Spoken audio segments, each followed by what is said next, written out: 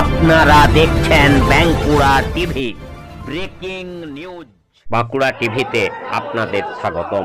বাঁকুড়া টিভির chief editor the tiger journalist দাদা উত্তম দে তুলে ধরছি আজকের পশ্চিম বাংলার বিভিন্ন গুরুত্বপূর্ণ breaking news. The Bengal files মুভির ট্রেলার লঞ্চে বিশাল ঝামেলা হলো। ট্রেলার লঞ্চ মাঝপথে বন্ধ করে দেওয়া হলো। এটি ঘটল কলকাতার একটি বড় হোটেলে। দেখতে থাকুন সেই খবর একমাত্র প্রতিবাদী চ্যানেল বাঁকুড়া টিভির পর্দায়। You all are going to be the voice for the Bengal Files. I would request the press and media members to calm down and settle down, please. Everybody settle down.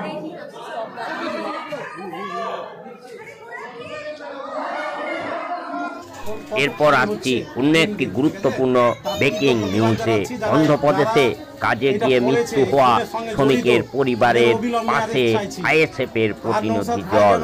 ওই শ্রমিককে খুন করা হয়েছে বলেই অভিযোগ করছেন পরিবারের সদস্যরা। দেখতে থাকুন সেই খবর একমাত্র বাঁকুড়া টিভির পর্দায়, যে বাঁকুড়া টিভি পশ্চিম বাংলার একটি প্রতিবাদী চ্যানেল। টার্গেট করে এরকম মারা হচ্ছে, আর মারা হচ্ছে টার্গেট করে মারা হচ্ছে। তাদেরকে যে মারার পরে তারা যে মানুষের কাছে যে গিয়ে যে সুবিধার্থে যে হেল্প পাবে, লোকাল যে সমস্ত যারা এমএলএ এমপি হয়ে আছে তাদের কাছেও হেল্প পাচ্ছে না, কোনো রকম পাচ্ছে না। রাজ্য সরকার তথা কেন্দ্র সরকারের এরকম মিলিজুলি আমাদের সংখ্যালঘু মুসলিমদের জান যাচ্ছে, প্রাণ যাচ্ছে।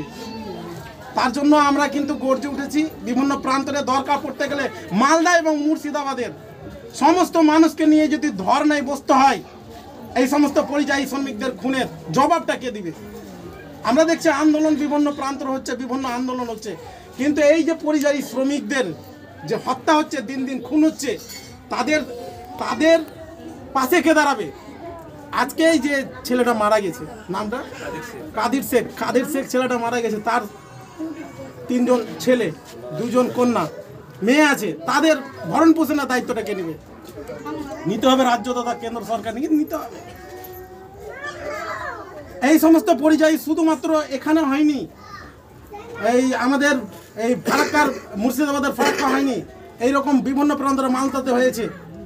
মালদাতে পড়তে গিয়ে আপনার কলকাতাতে এরকম ঘটনা ঘটেছে, সেখানেও নওশাদ সিদ্দিকী ভাইজান এসেছিল।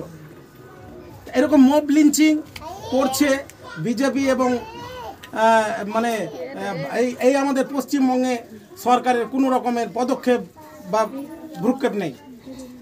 আমাদের নওশাদ সিদ্দিকী ভাইজান বারবার বলছে যে পরিযায়ী শ্রমিক যারা বাইরে খাটছে তাদের পরিসংখ্যানটা ঠিক করতে হবে রাজ্য সরকারকে। কতজন বাইরে যাচ্ছে, কি করছে, সেখানে বাইরে যে তাদের উপরে অত্যাচার জুলুম হচ্ছে, সেগুলোর আওয়াজটা কিন্তু রাজ্য সরকারের মুখ্যমন্ত্রীর সামনাসামনি কথা বলছে, বিধানসভায় উঠাচ্ছে। কিন্তু আজকে দেখেন, আজকে এই পরিবার ফারাক্কার যে বিধানসভায় এই পরিবারের যে আমাদের ভাইয়ের খুন হলো, আজকে কত মায়ের কোল খালি হবে যদি এটার পদক্ষেপ যদি সরকার যথাযথভাবে না নেয়। আমরা তীব্র নিন্দা জানাচ্ছি এবং অবিলম্বে যাদের কাজে গিয়েছিল, যারা প্রতিশ্রুতি দিয়ে ডেকেছে এবং টাকা দেয়নি, টাকার জন্য আবেদন করেছে, তারপরে ওকে খুন হতে হলো। এই খুনের দায়ী যারা আছে অবিলম্বে গ্রেপ্তার করে যথাযথ শাস্তি দিয়ে, এবং এই পরিবারের যে সমস্ত সন্তানরা যারা বাবা হারা হয়েছে তাদেরকে যথাযথভাবে তাদের পাশে দাঁড়াতে হবে। রাজ্য কেন্দ্রকে দূরে বলছি, কারণ এখানে অন্ধ্রপ্রদেশে আমরা জানি বিজেপি শাসিত, ওখানে বিজেপির সঙ্গে চন্দ্রবাবু নাইডু গঠবন্ধন করে সেখানে সরকার আছে। তাদের দায়িত্ব থেকে সরে গেলে হবে না। আজকে দেখেন, যদি এই পরিযায়ী শ্রমিক এখানকার শ্রমিকরা কাজে গিয়ে বিভিন্ন রকমভাবে মানুষের হেল্প করছে, ভারত সরকারের বিভিন্নভাবে সহযোগিতা করছে, কিন্তু সহযোগিতা করতে গিয়ে নিজেকে খুন হতে হচ্ছে, তার সমস্ত রকম দায়ভার রাজ্য এবং কেন্দ্রকে নিতে হবে। এটাই আমরা আবেদন করি এবং আমরা অবিলম্বে নওশাদ সিদ্দিকী ভাইজানকে বিষয়টা জানাবো। আমরা জানিয়েছি, উনি আসবে, এটা আশ্বাস দিয়েছেন। আমরা আজকে কথা বলে গেলাম, আপনাদের পাশে আমরা আছি। আইএসএফ দল নামক নওশাদ সিদ্দিকী ভাইজান বলেছে, কথা হয়েছে, আপনার পাশে আছে। আপনার যা যা দরকার পড়বে উনি এই বিষয়টাই দেখবেন। ভারতবর্ষে বাস করছি, সংখ্যালঘু মুসলিম দাঁড়িয়ে আছে বলে আমাদেরকে হেনস্থা করছে, বিভিন্নভাবে চক্রান্ত করে চক্রান্তর বেড়া জালে ফেলে আমাদেরকে খুন হতে হচ্ছে। এগুলোর তীব্র প্রতিবাদ জানান এবং সবাইকে একত্রিত হয়ে এগুলোর নিন্দা জানাতে হবে। কারণ আজকে শুধু এই বাড়ির হয়নি, হ্যাঁ, হাজার হাজার বাড়ির হচ্ছে। তারা তাদের সন্তানরা কী অবস্থায় হবে, তাদের জীবন কিভাবে চলবে, অতিবাহিত হবে। আমি চাইছি আপনারা সবাই পাশে থাকুন, আমরা আছি, আমরা সাথে থাকবো। আপনার যে কোনো সমস্যা হবে যোগাযোগ করবেন, আমি নাম্বারটা দিয়ে যাব, সেটা যোগাযোগ করবেন। আর নওশাদ ভাইকে বার্তাটা দিচ্ছি, উনি অবশ্যই আসবেন। দেখেন, আমরা এই সমস্ত দুর্ঘটনা প্রতিনিয়ত হচ্ছে, ঠিক আছে, আমরা দেখতে পাচ্ছি টিভিটা নিয়ে ওনার দলের পক্ষ থেকে ভারতবর্ষে বাস করছি, সংখ্যালঘু মুসলিম দাঁড়িয়ে আছে বলে আমাদেরকে হেনস্থা করছে, বিভিন্নভাবে চক্রান্ত করে চক্রান্তর বেড়া জালে ফেলে আমাদেরকে খুন হতে হচ্ছে। এগুলোর তীব্র প্রতিবাদ জানান এবং সবাইকে একত্রিত হয়ে এগুলোর নিন্দা জানাতে হবে। কারণ আজকে শুধু এই বাড়ির হয়নি, হ্যাঁ, হাজার হাজার বাড়ির হচ্ছে। তারা তাদের সন্তানরা কী অবস্থায় হবে, তাদের জীবন কিভাবে চলবে, অতিবাহিত হবে। আমি চাইছি আপনারা সবাই পাশে থাকুন, আমরা আছি, আমরা সাথে থাকবো। আপনার যে কোনো সমস্যা হবে যোগাযোগ করবেন, আমি নাম্বারটা দিয়ে যাব, সেটা যোগাযোগ করবেন। আর নওশাদ ভাইকে বার্তাটা দিচ্ছি, উনি অবশ্যই আসবেন। ভারতবর্ষে বাস করছি, সংখ্যালঘু মুসলিম দাঁড়িয়ে আছে বলে আমাদেরকে হেনস্থা করছে, বিভিন্নভাবে চক্রান্ত করে চক্রান্তর বেড়া জালে ফেলে আমাদেরকে খুন হতে হচ্ছে। এগুলোর তীব্র প্রতিবাদ জানান এবং সবাইকে একত্রিত হয়ে এগুলোর নিন্দা জানাতে হবে। কারণ আজকে শুধু এই বাড়ির হয়নি, হ্যাঁ, হাজার হাজার বাড়ির হচ্ছে। তারা তাদের সন্তানরা কী অবস্থায় হবে, তাদের জীবন কিভাবে চলবে, অতিবাহিত হবে। আমি চাইছি আপনারা সবাই পাশে থাকুন, আমরা আছি, আমরা সাথে থাকবো। আপনার যে কোনো সমস্যা হবে যোগাযোগ করবেন, আমি নাম্বারটা দিয়ে যাব, সেটা যোগাযোগ করবেন। আর নওশাদ ভাইকে বার্তাটা দিচ্ছি, উনি অবশ্যই আসবেন। এই সমস্ত দুর্ঘটনা প্রতিনিয়ত হচ্ছে, ঠিক আছে, আমরা দেখতে পাচ্ছি টিভিটা নিয়ে ওনার দলের পক্ষ থেকে কত খালি হচ্ছে দিন দিন, ঠিক আছে, তার তীব্র প্রতিবাদ জানাচ্ছি। যারা এটা করেছে, এই খুনের সঙ্গে জড়িত, তাদের অবিলম্বে অ্যারেস্ট চাইছি। আর নওশাদ ভাইকে আমরা জানাচ্ছি, বিষয়টা পরিপূর্ণভাবে জানাচ্ছি যে কী কী বিষয়টা হয়েছে আপনার কাছে জানলাম। অবশ্যই ওনাকে আসার জন্য আবেদন করব, যত তাড়াতাড়ি সম্ভব উনি যাতে করে আসেন। আমরা চাইছি যে এই সমস্ত পরিযায়ী শ্রমিক, বিশেষ করে মালদা এবং মুর্শিদাবাদের টার্গেট করে এরকম মারা হচ্ছে, আর টার্গেট করে মারা হচ্ছে।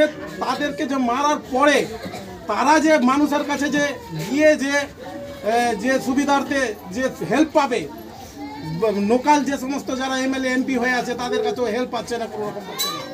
রাজ্য সরকার তথা কেন্দ্র সরকারের এরকম মিলিজুলি আমাদের সংখ্যালঘু মুসলিমদের জান যাচ্ছে, প্রাণ যাচ্ছে। তার জন্য আমরা কিন্তু গর্জে উঠেছি। বিভিন্ন প্রান্তরে দরকার পড়তে গেলে মালদা এবং মুর্শিদাবাদের সমস্ত মানুষকে নিয়ে যদি ধর্নায় বসতে হয়, এই সমস্ত পরিযায়ী শ্রমিকদের খুনের জবাবটা কে দিবে? আমরা দেখছি আন্দোলন বিভিন্ন প্রান্তর হচ্ছে, বিভিন্ন আন্দোলন হচ্ছে, কিন্তু এই যে পরিযায়ী শ্রমিকদের যে হত্যা হচ্ছে। অন্য একটি গুরুত্বপূর্ণ ব্রেকিং নিউজ দেখতে থাকুন একমাত্র প্রতিবাদী চ্যানেল বাঁকুড়া টিভির পর্দায়। ছাগল গাড়ির মধ্যে শ্বাস, উত্তেজনা খেজুরির জাহানাবাদে। ছাগল গাড়ির ভেতর ষাঁড় চুরি করে যাবার পথে আটক দুজন। উত্তেজনা খেজুরির জাহানাবাদে। দেখতে থাকুন সেই খবর। গরু চাষির বাড়িতে কোথায় গরু? এটা তো ষাঁড়, পাচুড়া থেকে কিনলেছি। এটা ষাঁড়, আগে খুল, দাঁড়া খুলবো, দাঁড়া আগে ভিডিওটা। ওই এ আপনি এটা ষাঁড় তো গরু, দুটো গরু চাষির বাড়ি থেকে কিনলেছি, দুটো গরু চাষির বাড়ি কি একদম ফুল লাগে। আপনার বাড়ি কোথায়?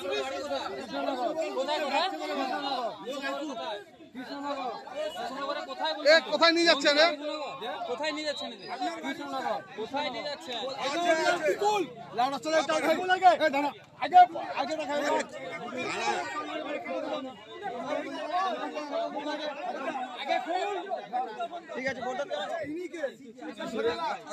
এখানে ষাঁড় পাচার করছে, এরা ষাঁড় পাচার করছে, এরা ছাগলের সঙ্গে ষাঁড় পাচার করছে।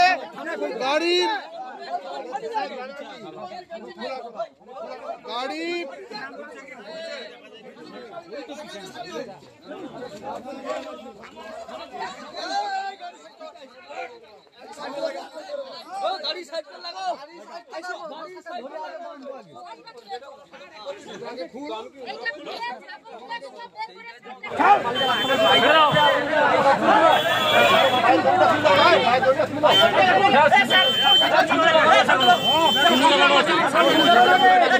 স্যার দেখুন, আপনি সিঁদুর লাগানো আছে, এখন মধ্যে সিঁদুর লাগানো আছে স্যার, আপনি দেখুন।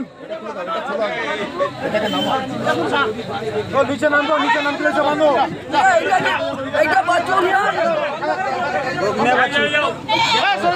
দুটা গেলে সৌটি বান সামনে বান।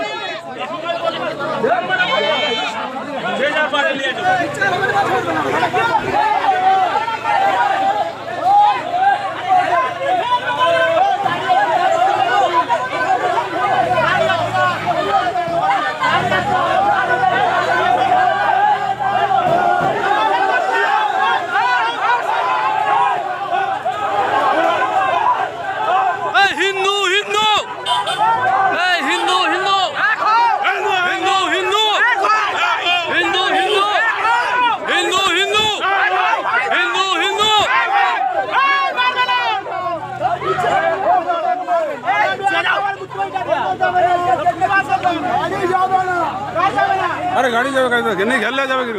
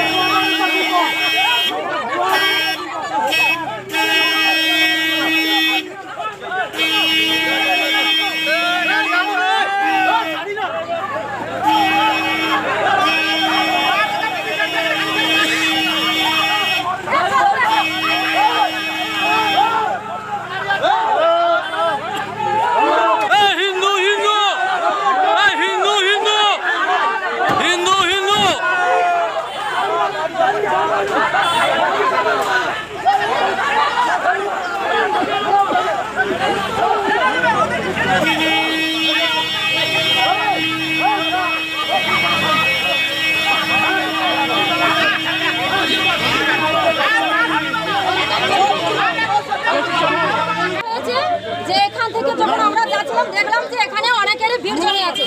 এসে জানতে পারলাম যে এই ছোট টোটোটার মধ্যে ওপরে ছাগল আছে, তার নিচে দুটো ষাঁড়কে বেঁধে নিয়ে যাচ্ছে। সাধারণ পাবলিক এখানে ঘিরে ধরে দুজন ড্রাইভারকে আটক করেছিল। তারপরে থানায় খবর দেওয়া হয়েছিল। এই তো পুলিশ এলেন। আমাদের কথা যে আমাদের ষাঁড় দুটোকে ছাগলের মধ্যখানে নিয়ে পাচার করছে। আমরা জানতে চাইছি যে এর মাথাটা কে। আমাদের হিন্দু ধর্মে আঘাত লাগছে। আর দিনের পর দিন আপনারা দেখেছেন যে ষাঁড় বিভিন্নভাবে পাচার করছে, যেখানে ধরতে গেলে আমাদের হিন্দু লোককে মার্ডার করা হচ্ছে। আমরা এর প্রতিকার চাইছি। আর এই পুলিশ দলদাস পুলিশ গাড়িতে তুলে নিয়ে যাচ্ছে, রাস্তায় গিয়ে টাকা খেয়ে ওদেরকে মধ্যখানে রাস্তায় ছেড়ে দেবে। তারপরে এসে আমাদের উপরে ওই মুসলিমরা হামলা করবে। এখানে কোনো রাজনৈতিক ইস্যু নয়, এখানে একটাই কথা যে আমরা হিন্দু, আমাদের হিন্দু ধর্মে আঘাত করেছে। কোথা থেকে কোথায় নিয়ে যাওয়া ছিল জানেন আপনারা? কোথা থেকে কোথায় নিয়ে যাচ্ছে? কি করে জানবো? মুখ থেকে বের করানোর দায়িত্ব কার? প্রশাসনের। আর প্রশাসন সেক্ষেত্রে কি করলো না, গাড়িতে তুলে নিয়ে চলে গেল টাকার লোভে। চটি চাটা সব ওদের জন্যই আমাদের এখানে এত দুর্নীতি। বাংলাদেশ পাড়া সালা লীলাচ্ছ বেহাই পাকিস্তানি মাল সালা ও মানুষের রক্ত এদের। আরে খোলো না তাড়াতাড়ি মালগুলোকে আতো এ তুয়া কাট বাজারে চুরা আছে এখানে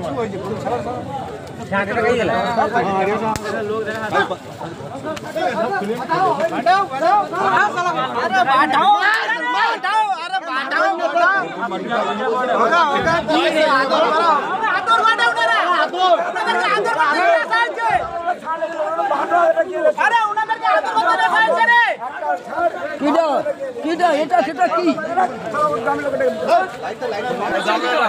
এক ভাই আর 5টা ছাগল এক ভাই প্রচুর গাড়ি করছিল যদি আনতে দাও 5 মিনিটের ভিতরে আমার লোক আছে আমি তোমাদের কাছে থাকবো আচ্ছা তোমাদের কাছে হাজির করে দেব সার গাই দিল বাবা আসছে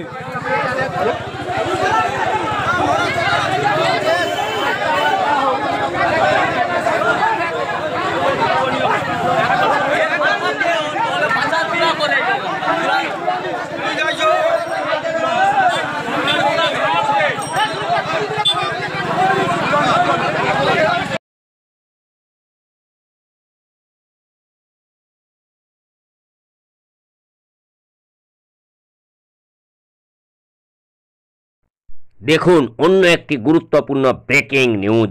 অভিযোগ ফের তৃণমূলের গোষ্ঠীদ্বন্দ্বে বোমাবাজি, উত্তপ্ত এলাকাবাসীর অভিযোগ 59 নম্বর ওয়ার্ডের দ্বারা পাড়ায় তৃণমূলের 2 গোষ্ঠীর সংঘর্ষ, তারপরে বোমাবাজির ঘটনা, আহত স্থানীয় বাসিন্দারা।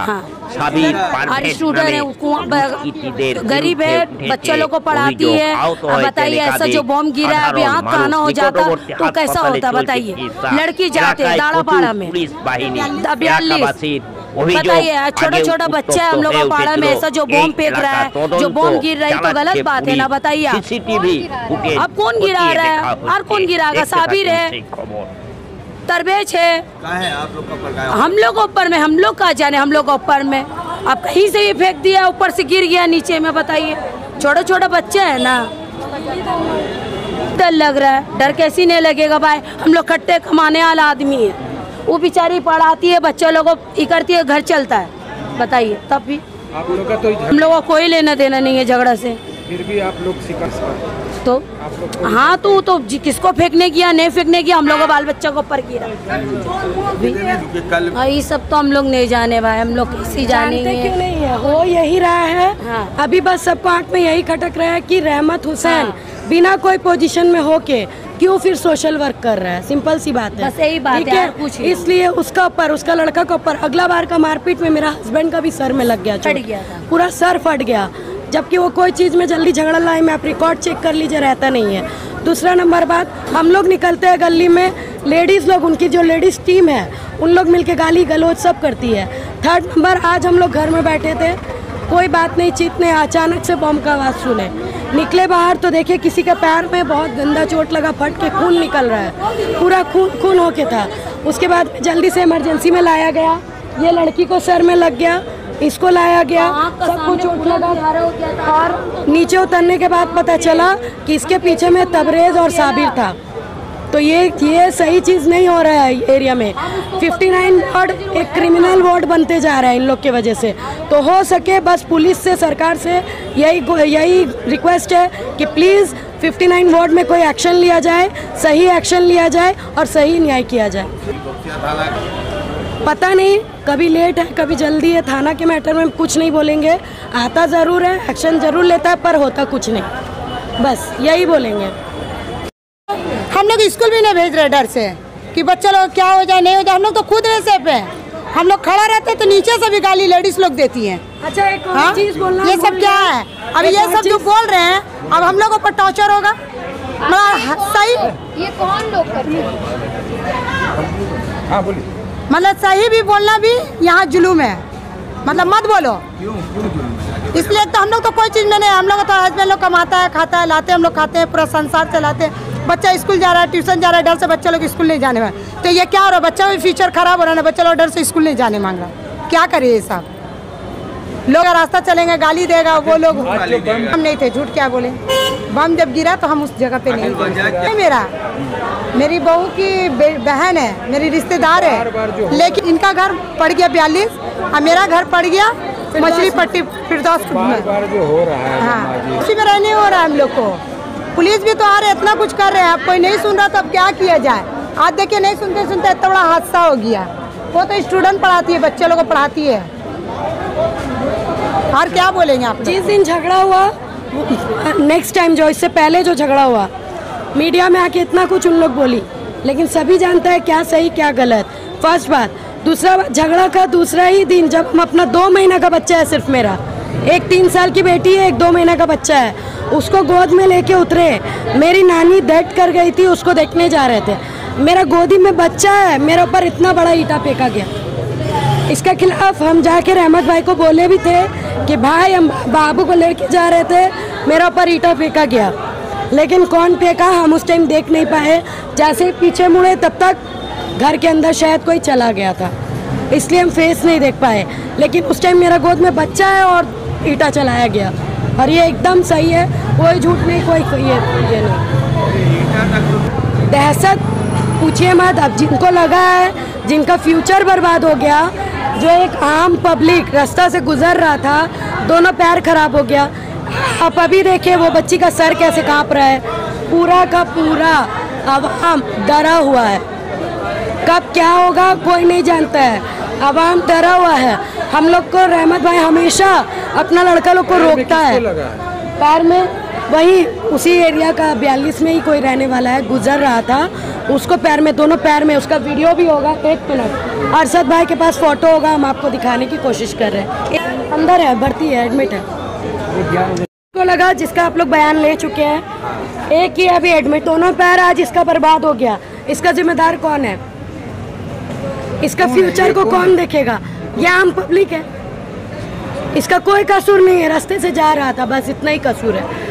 अब 59 वार्ड में ऐसा हो गया कि रास्ते से चलना भी गजब हो गया है, जुल्म हो गया है, चल नहीं सकता इंसान। कौन करवा रहा है? और कौन करवा रहा है? सभी जानता है, ये तबरेज, आलम, जुम्मन, इन लोग मिलके, साबिर, इन लोग मिलके कर रहा है, सभी जानता है। बड़ा आरोप आप लगा रहे हैं, आपको कैसे मालूम उन लोग ये करवा रहे हैं? उन लोग लड़ रहा है, ओपन धमकी दे रहा है, तो कैसे पता नहीं चलेगा? हम बयान दे रहे हैं ना, अभी हम बयान दे रहे हैं ना, मेरा ऊपर भी टॉर्चर हो सकता है, उन लोग भी टॉर्चर करेगा। आज हम खड़े हैं, बयान दे रहे हैं, मेरा ऊपर भी टॉर्चर हो सकता है, किसी के ऊपर भी टॉर्चर हो सकता है, मेरा फैमिली में हो सकता है। और इसका जिम्मेदार अगर टॉर्चर हुआ तो सिर्फ और सिर्फ इन लोग ही होगा, जिसका नाम हम लिए हैं।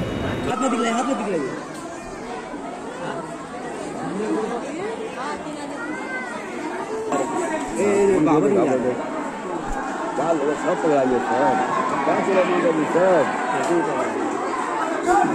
सर,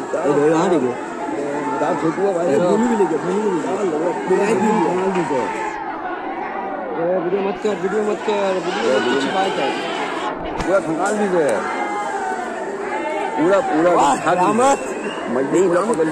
आए को दिखाएं इधर वीडियो। नहीं मत कर। हाँ?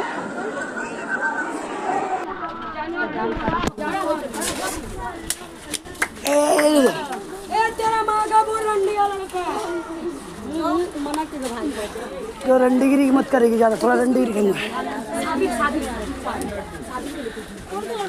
व्हाइट कलर पीछे में दूसरा कोई लड़का।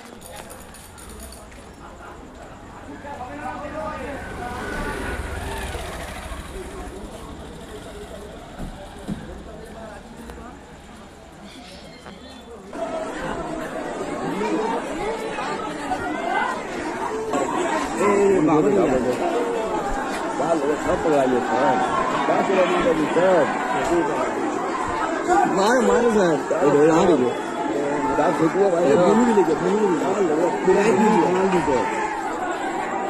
वीडियो मत कर, वीडियो मत।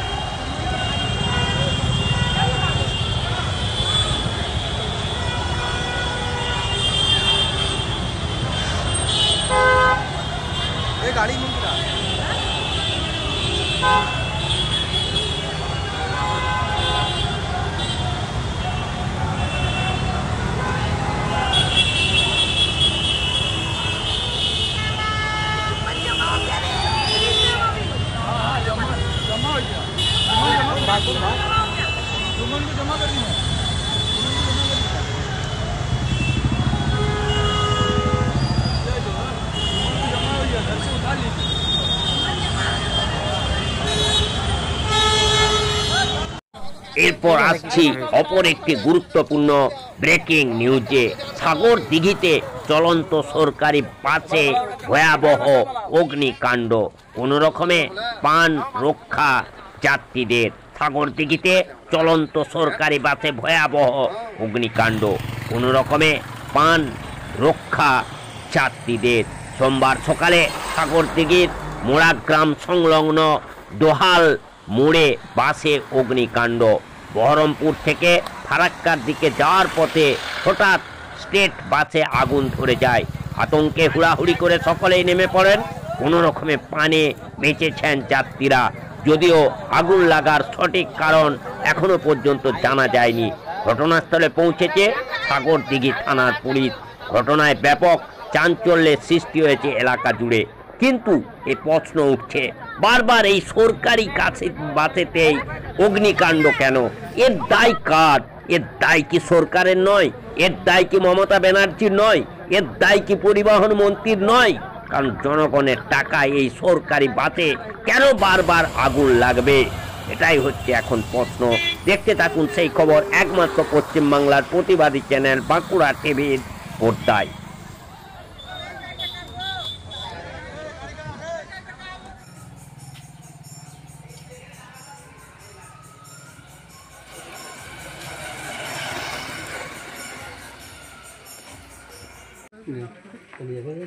যাও যাও যাও যাও।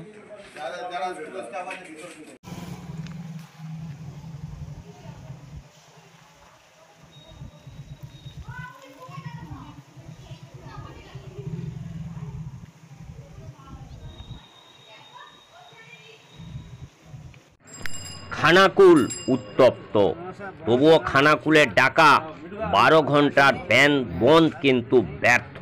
তার কারণ এখানে কোনো বন্ধের প্রভাব সেই মতো পড়েনি। দেখতে থাকুন সেই খবর একমাত্র বাঁকুড়া টিভির পর্দায়।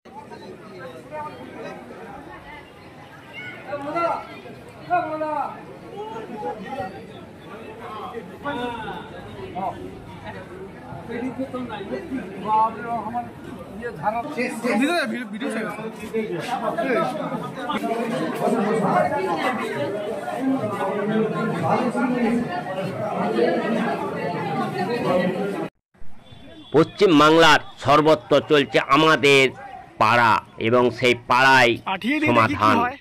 আমি এই পশ্চিম বাংলার যে বিভিন্ন জায়গার যে আমাদের পাড়া এবং পাড়ায় সমাধান, এই বাঁকুড়া টিভির চিফ এডিটর হিসাবে তুলে ধরছি। দেখতে থাকুন সেই খবর একমাত্র প্রতিবাদী চ্যানেল বাঁকুড়া টিভির পর্দায়। কিভাবে সেই আমাদের পাড়া এবং পাড়ায় সমাধান করার চেষ্টা করছেন। কিন্তু এখানে প্রশ্ন উঠছে, 3টি বুথ মিলে মোট 30 লক্ষ টাকা দেওয়া হচ্ছে, প্রতি বুথে 10 লক্ষ টাকা করে। কিন্তু দেখা যাচ্ছে যে কাজের কাজ কিছুই হচ্ছে না। কোনো রাস্তাঘাট এই 2025 সালে কোনো জায়গায় হচ্ছে না, এমনকি জয়পুর ব্লকেও তাই। এমনকি রাজ্য সড়ক সারাতে পারছে না। কিন্তু তাহলে এই প্রতি বুথে 10 লক্ষ টাকা করে দিয়ে কি হবে? এটাই হচ্ছে এখন দেখার বিষয়।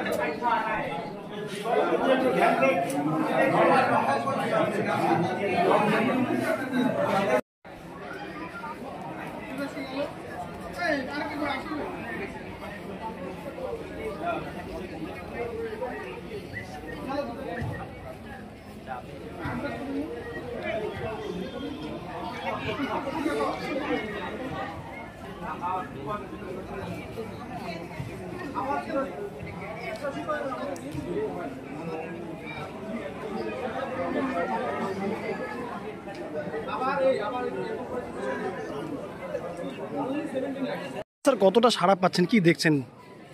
না মানে সত্যি কথা বলতে কি, আমরা এই যে আমাদের পাড়া আমাদের সমাধান, এটা কিন্তু দুর্দর্শ আমরা মানে সাড়া পাচ্ছি, দারুণভাবে সাড়া পাচ্ছি। গ্রামের মানুষ ওরা খুবই মানে ইন্টারেস্টেড, ওরা নিজেরাই এসে নিজেরাই তাদের মানে কী কী সমস্যাগুলো বলছে এবং সমাধানটা ওরাই দিচ্ছে যে ওরা কোন রাস্তাটা নেবে বা কোন কাজটা ওরা আগে করবে, কোন ড্রেনটা নেবে বা কোনো মুক্তমঞ্চ করবে কিনা এভাবে। তো আমরা আমাদের গ্রামের দিকে যেগুলো যতগুলো আমি ঘুরলাম এর শুরু থেকে আমরা ভালো সাড়া পাচ্ছি।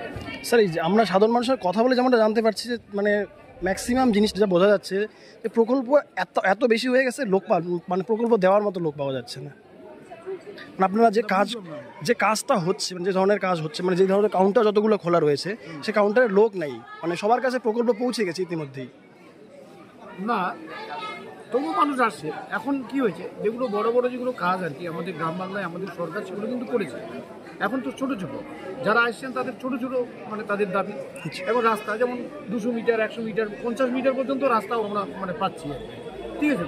এখন দেখা যাচ্ছে যে কারো মানে সমষ্টিগত নয়, কারো দেখা যাচ্ছে 2-3টা বাড়ি আছে, ওখানে একটা রাস্তা কাদা আছে, সেখানে তারা বলছে যে আমাদের এই রাস্তাটা হোক। এই ছোট ছোট ডিমান্ডগুলো নিয়ে মানুষ আসছে এবং আমাদের যে প্রকল্পটা উদ্দেশ্যও তাই যে এই 10 লক্ষ টাকা প্রতি বুথে আর কি 10 লক্ষ টাকা দিয়ে যাতে পাড়ার আর কি পাড়ার, এটা কিন্তু গ্রামের নয়, পাড়ার সমস্যাটার সমাধান করা যায় এবং তাই হচ্ছে, পাড়ার মানুষরা আসছে। Thank you sir. এরপর দেখতে থাকুন সবচেয়ে একটি গুরুত্বপূর্ণ ব্রেকিং নিউজ। আই পেন্টিং ট্রাস্টের পক্ষ থেকে আই পেন্টিং এর ব্যবস্থা হলো। সেখানে যেমন এই ছাতার উপর আই পেন্টিং করা হলো, তেমনি অন্যদিকে বিভিন্ন আই পেন্টিং এর যে শো বা প্রদর্শনী দেখানো হলো এবং স্কুল ছাত্রছাত্রীদের ছাতা এবং বেশ কিছু জিনিস কিন্তু বিতরণ করা হলো। সেই খবর দেখতে থাকুন একমাত্র প্রতিবাদী চ্যানেল বাঁকুড়া টিভির পর্দায়। আর আই চেকিং ক্যাম্পটার উদ্দেশ্য হলো গরিব মানুষরা যাদের পক্ষে চোখ চেক করা, চশমা পাওয়া এবং তাদের ক্যাটারাক্ট হয়েছে কিনা জানা সম্ভব নয়, তাদের সেটা জানার ব্যবস্থা আমরা করে দেব এবং যাদের চশমা লাগবে সেই ব্যবস্থাটাও আমরা আজকে করে দেবো, চশমাটাও আমরাই দেওয়ার ব্যবস্থা করব। ধন্যবাদ। আমরা 200 থেকে 300 জনকে বলেছিলাম আমরা রেজিস্টার করব, তার মধ্যে যতজনের লাগবে আমরা ততজনের চশমারই ব্যবস্থা করে দেবো। ছানি অপারেশন যদি যাদের দরকার তাদের ছানি অপারেশনের জন্য বলা হবে, তারপর তাদের যদি দরকার লাগে তখন আমরা সেটা পরে ভেবে জানাবো কি ব্যবস্থা করা যায়, তবে অন্য ব্যবস্থা সব করে দেবো। Aditi Mukherjee from inner wheel club of Highland park.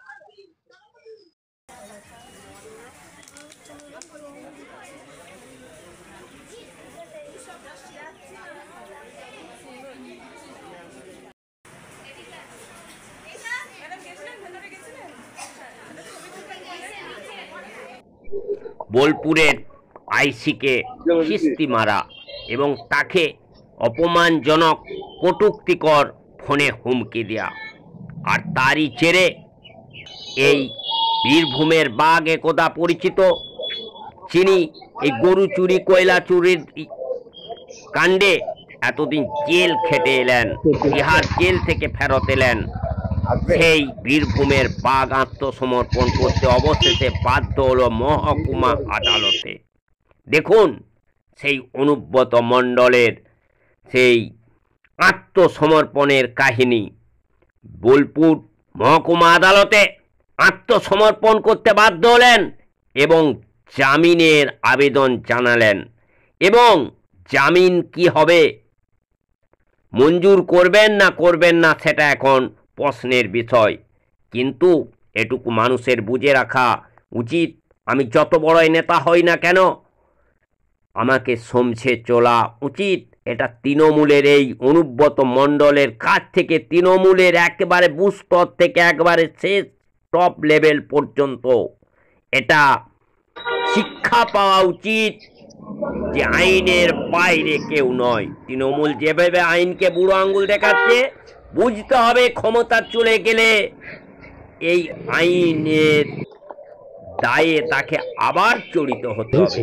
আইসিকে কিস্তি মারার প্রতিবাদে মানে দায়েতে তাকে অবশেষে বোলপুর আদালতে আত্মসমর্পণ করতে হলো। যে অনুব্রত মণ্ডলকে রাজ্য পুলিশ কোনো দিন কোনো কথা বলতে পারেনি, অবশেষে সেই রাজ্য পুলিশের যে এফআইআরের ভিত্তিতে বোলপুর মহকুমা আদালত আত্মসমর্পণ এবং জামিনের আবেদন এখন আগুন লালছানা হয়ে গেল।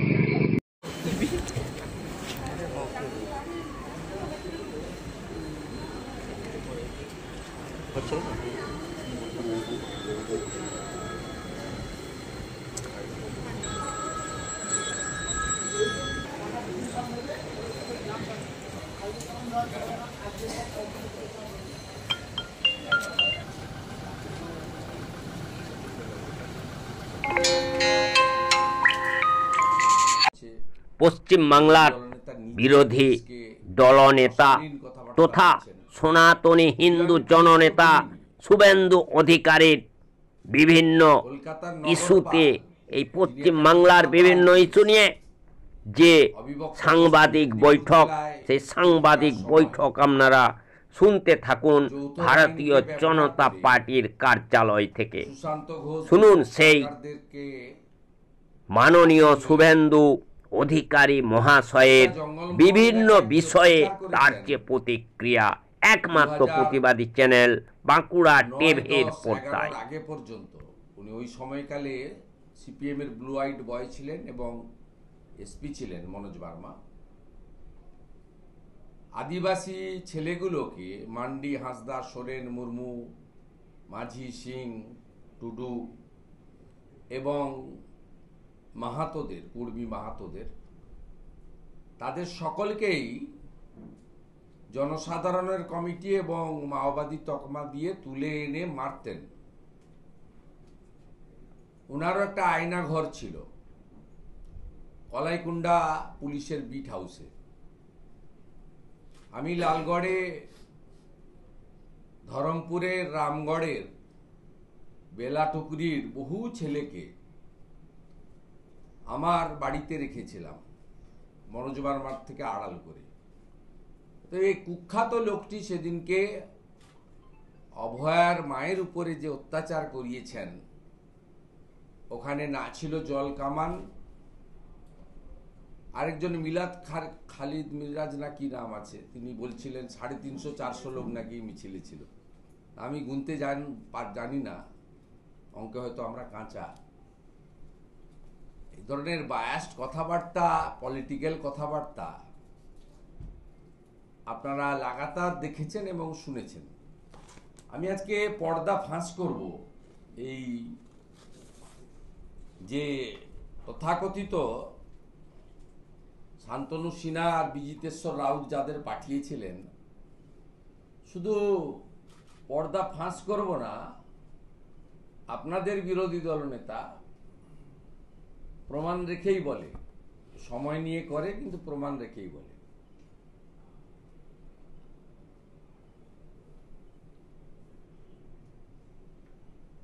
এই সংগঠনটা, এই যে মমতা ব্যানার্জির বাড়িতে যিনি বাজার করেন, শান্তনু সিনহা বিশ্বাস, তিনি তৈরি করেছেন।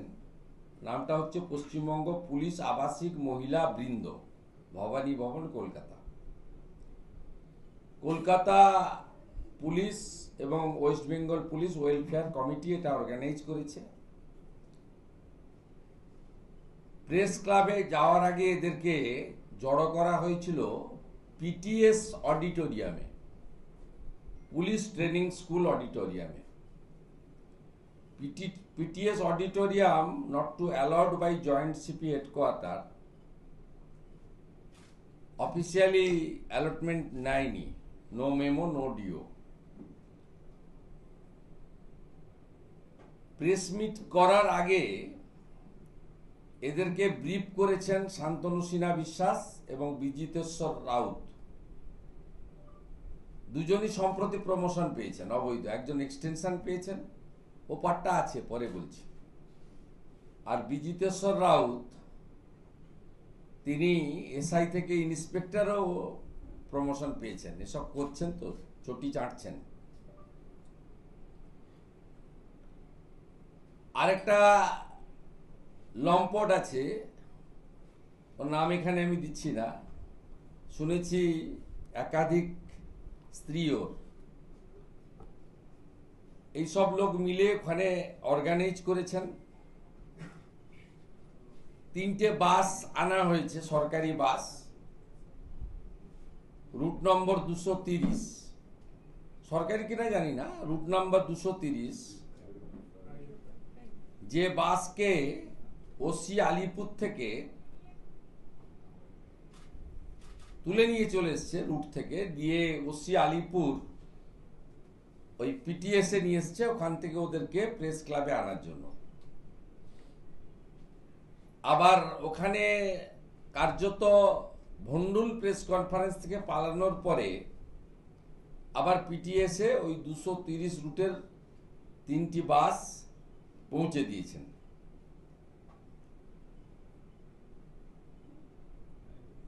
এবং একটি পুলিশের গাড়ি ব্যবহৃত হয়েছে, unofficial, issued by MTO PTS, যার নম্বর হচ্ছে WB04G9571।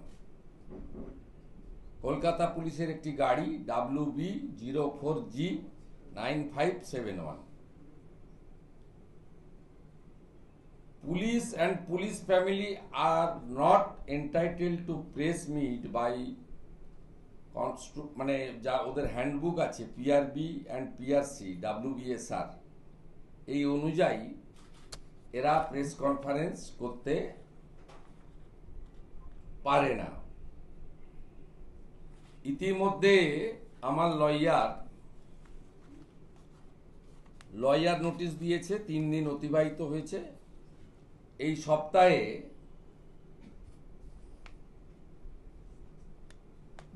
এই সপ্তাহে আমরা মামলা করব, মানহানির মামলা।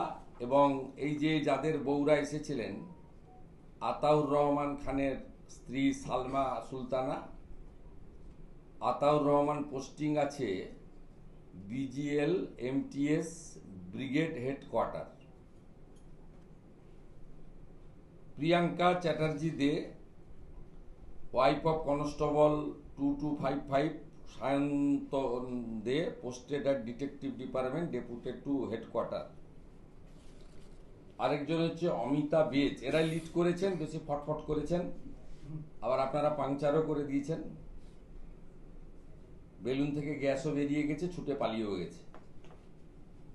অমিতা বাজ, wife of ASI 18138 Atanu Baj, office address, posted to port division, deputed to. ব্রিটিশের আমল থেকে যে কলকাতা পুলিশ, যাকে লন্ডনের পুলিশের সঙ্গে তুলনা করা হতো, নগরপালের বিশেষ তার পদের মর্যাদা ছিল, এইরকম একটা টেন্টেড লোককে, যাকে 5 বার ইডি ডেকেছে শান্তনু সিনহা বিশ্বাস, এখনো ডাকছে। এনআরআই কোটাতে যে স্ক্যাম হয়েছে, ফলস এনআরআই কোটাতে যে মেডিকেল অ্যাডমিশন বিভিন্ন মেডিকেল কলেজে, তার মধ্যে শান্তনু সিনহা বিশ্বাসের ছেলেও আছে। চেপে চুপে রাখলে তো হবে না, তথ্য তো আমাদের কাছে আছে। এনআরআই কোটাতে ঢুকিয়েছি ছেলেকে, সেগুলো তো ইডি দেখছে, আমি এখানে আর বলবো না, পরে দেখা যাবে। আপাতত বাড়িতে বাজার করেন বলে 30/8 অবসরের আগেই 2 বছরের এক্সটেনশন, 2 বছর থাকতে পারবে না, বিজেপি আসছে 6 মাস পরে। এর জন্য 8টা নতুন পোস্ট ক্রিয়েট করা হয়েছে ডিসি করার জন্য। এবং গত 1.5 বছরে উনি এই চিটিংবাজটা 3 বার প্রমোশন পেয়েছেন। শুধু মুখ্যমন্ত্রী পুলিশ মন্ত্রীর বাড়িতে বাজার করেন সেই সুবাদে। এবং এই 8টা যে নতুন ডিসি ক্রিয়েট করা হয়েছে 11/2/2025-এ, তার তালিকা।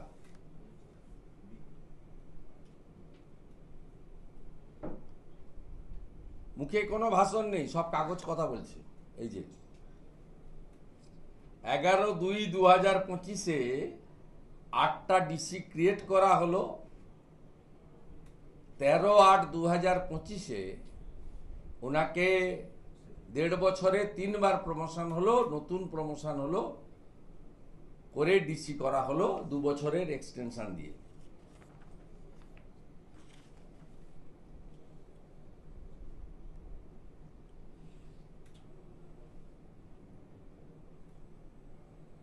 আর 6/3/2025-এ এটাও দেখুন, এই যে অর্ডার, এই সবই আমরা এক্ষেত্রেও যেহেতু সার্ভিস রুল ভায়োলেশন হয়েছে এবং পশ্চিমবঙ্গে স্বাধীনতার পরে সরকার তৈরি হওয়ার পরে, হোম ডিপার্টমেন্ট তৈরি হওয়ার পরে এই ধরনের নজির ডাক্তার বিধানচন্দ্র রায় থেকে শুরু করে বা প্রথম মুখ্যমন্ত্রীর সময় থেকে শুরু করে মমতা ব্যানার্জি আসার আগে পর্যন্ত যে সময়কাল, সেই সময়কালে প্রথম মুখ্যমন্ত্রী বলুন, পরবর্তীকালে বিধানচন্দ্র রায় বলুন, অজয় মুখার্জি বলুন, সিদ্ধার্থ শঙ্কর রায় বলুন, জ্যোতিবাবু বলুন, কোনো নজির নেই এই ধরনের অবৈধ বেআইনি সিদ্ধান্ত গ্রহণ করার। এবং এটা মহামান্য রাজ্যপাল মহোদয়, দেখবেন সব অর্ডারগুলোই হয় রাজ্যপাল মহোদয়ের অনুমোদনে, কিন্তু প্র্যাকটিক্যালি এই ফাইলগুলো রাজভবনেও যায় না, রাজ্যপালের অনুমোদনও লাগে না। রাজ্যপালের নামে অর্ডার বেরোলেও অনেকে কনফিউজড হন, অনেকে বলেন রাজ্যপাল এই বেআইনি কাজে সই করলেন কেন। আপনাদের মাধ্যমে তাদের জ্ঞাতার্থে জানাই এই ধরনের ফাইল রাজভবনে যায় না এবং রাজ্যপাল মহোদয়ের অনুমোদনও লাগে না, কিন্তু সব অর্ডার এই গভর্নর হ্যাজ প্লিজ টু বলে লেখা হয়। এটা একটা প্রথা, কনভেনশন, এটাও ক্লিয়ার করে দিতে চাই। তাই এখানে honourable his excellency governor of West Bengal এর কোনো রোল নেই, কিন্তু যেহেতু সাংবিধানিক প্রধান, তাই তাকে আমরা লিখিত কমপ্লেন করেছি। আগামী সপ্তাহে আমরা কোর্টে যাচ্ছি, মানে ওনার আগামী সপ্তাহে নয়, 30/8-এ অবসর, তার আগে যদি রাজ্য সরকার এই অবৈধ এক্সটেনশন এবং প্রমোশন প্রত্যাহার না করে, তাহলে 30/8-এর পরে আমরা কোর্টে যাব। কোর্টে গেলে এটাও 26,000-এর মতো 32,000-এর ছোট কাজ, সেই কাজেরও দখলদারি এই লোকেরা পাচ্ছে, নিচ্ছে। এখান থেকে কিছু দূরে আপনি যদি বাগুইহাটির কাছে ঘুনিতে যান, সেখানে একটা পুরো এলাকা আপনি দেখতে পাবেন যে এই ধরনের লোকেদের আস্তানায় পরিণত হয়েছে। তাদের ভাষা, তাদের পোশাক পরিচ্ছদ, কথাবার্তার ধরন, এমনকি কিছুটা খাদ্যাভ্যাস, এটা দেখলেই বুঝতে পারবেন এখানে ভারতীয় সংস্কৃতি বা বাঙালি সংস্কৃতির সঙ্গে এদের কোনো মিল নেই। মেট্রো একটা গর্বের বিষয়। আর প্রধানমন্ত্রী নরেন্দ্র মোদীজির সরকার বিগত বেশ কয়েক বছর ধরে যত টাকা লেগেছে মেট্রোতে দিয়েছেন, পর্যাপ্ত পরিমাণ অর্থ দিয়েছেন, এবং 3টে মেট্রো লাইন উদ্বোধন হচ্ছে। It's a very important. তা মুখ্যমন্ত্রী, আমি আশা করব উনি যাবেন, ইনভাইটেশন পেয়েছেন, কিন্তু বিগত দিনে দুবার আমি দেখেছি যে বিরোধী দলনা থেকে ডাকলে ওনার অস্বস্তি হয়। সেটা সাইক্লোন নিয়ে রিভিউ মিটিং হতে পারে, কলাইকুণ্ডাতে আমি সেই দৃশ্য সাক্ষী। দ্বিতীয় সাক্ষী আমি হাওড়াতে হয়েছি, যেদিনকে প্রধানমন্ত্রীর ব্যক্তিগত লস হয়েছিল, সেই দিন ওনার পারিবারিক যে তিনি ভার্চুয়ালি করেছিলেন, তা সেদিনও আমি দেখেছিলাম বন্দে ভারত উদ্বোধনে মঞ্চে গভর্নর আমরা থাকার জন্য মুখ্যমন্ত্রী মঞ্চে ওঠেননি। আমরা থাকার আমি থাকার জন্য, তা নিচে বসে তিনি এসব করছিলেন। তা উনার যদি কাউকে নিয়ে সমস্যা থাকে, উনাকে যারা ইনভাইট করেছে রেল দপ্তর বা রেলমন্ত্রী, তাকে তিনি বলতে পারেন। কিন্তু আমি মনে করি রাজ্যের উন্নয়নের স্বার্থে প্রত্যেক দিন রাজনীতি না করাই ভালো। রাজ্যের উন্নয়নের স্বার্থে সবাইকে এক জায়গায় থাকা উচিত। অন্তত এই এত বড় একটা উন্নয়নের যজ্ঞে প্রধানমন্ত্রী আসছেন, আর উনারা স্থানীয় স্তরে ভারতীয় জনতা পার্টির কোনো বিধায়কদের, সাংসদদের জেলা স্তরে, বিডিও স্তরে ডাকেন না। এমনকি প্রধানমন্ত্রী গ্রাম সড়ক যোজনায় শিলান্যাস এবং উদ্বোধনে এমপি ম্যান্ডেটারি, যে দলেরই হোক না কেন, বিজেপির এমপিদের ডাকেন না। জল জীবন মিশনের ক্ষেত্রেও এমপি এমএলএ ম্যান্ডেটারি, আমাদের এমপি এমএলএদের ওনারা ডাকেন না। কিন্তু ভারত সরকার বা অন্য রাজ্যের প্রদেশের সরকার এই ধরনের রাজনীতি করে না, 5 বছর ধরে রাজনীতি করে না। শুধুমাত্র ভোটের সময় রাজনীতি হয়, যখন নির্বাচন ঘোষণা হয় তখন রাজনৈতিক লড়াই হয়, একে অপরের বিরুদ্ধে বাক্যবান হয়। কিন্তু এখানে 60 মাস ধরেই রাজনীতি হয়, সেটা মমতা বন্দ্যোপাধ্যায় করেন। এবং বিগত দিনে আমি 2006 বিরোধী দলের এমএলএ ছিলাম, 9 থেকে 11 বিরোধী দলের এমপি ছিলাম। এত নিকৃষ্টতা আমি দেখিনি। হয়তো রাজনৈতিক লোকদের মধ্যে ছিল, তো প্রশাসনিক লোকদের মধ্যে বিডিও থেকে ডিএম হয়ে চিফ সেক্রেটারি, ওসি থেকে এসপি হয়ে ডিজিপি। আপনি নিজে দেখেছেন কিছুদিন আগে মহেশতলার রবীন্দ্রনগর ঘটনা নিয়ে 7 জন এমএলএ আমরা গেছিলাম। ডিজিপি রাজীব কুমার রুমের থেকেও আমাদের সঙ্গে দেখা করতে রিফিউজ করলেন, আছেন স্বীকার করলেন, দেখা করলেন না। আর আমরা শালীনতা এবং শিষ্টাচার মেনে জোর করে ঠেলে ওর চেম্বারেও ঢুকিনি। আমরা আমাদের দিক থেকে প্রোটোকল মেনটেন করি। তাই সর্বক্ষেত্রে রাজনীতি এবং সংবিধানের যে পরিভাষা for the people, by the people, of the people, Mamata Banerjee change করে দিয়েছেন। For the party, by the party, of the party. তিনি প্রধানমন্ত্রীকে মনে করেন বিজেপির নেতা, তিনি বিরোধী দল নেতাকে মনে করেন বিজেপির এমএলএ। এর বাইরে তিনি বেরোতে পারেননি, এটাই দুর্ভাগ্য। না ভাই, আমার কাজ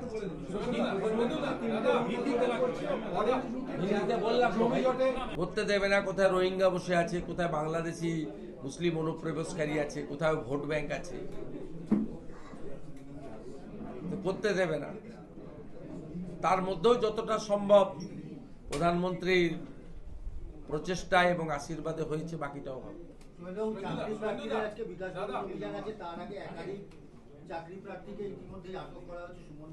এখানে এমার্জেন্সি না বললেও কার্যত এমার্জেন্সি। গতকাল মিথ্যা অডিও প্রকাশ করেছেন। আজকে সুমনের বাড়ি কাল ভোর রাত্রি থেকে চলছে অত্যাচার, মগরাহাট থানায় তাকে তুলে নিয়ে গেছেন। কলকাতা হাইকোর্ট এর আগেই তাকে প্রোটেকশন দিয়ে রেখেছিল যে তদন্তে কোঅপারেশন করবে, কিন্তু গ্রেপ্তার করতে পারবেন না। এইভাবে অগণতান্ত্রিকভাবে করছেন, এর ফল খারাপ হবে।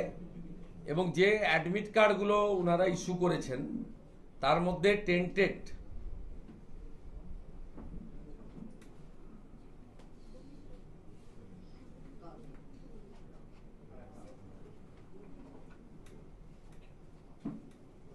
তাদের মধ্যে টেন্টেড লোকেরও অ্যাডমিট কার্ড ইস্যু হয়েছে, আমাদের কাছে আছে।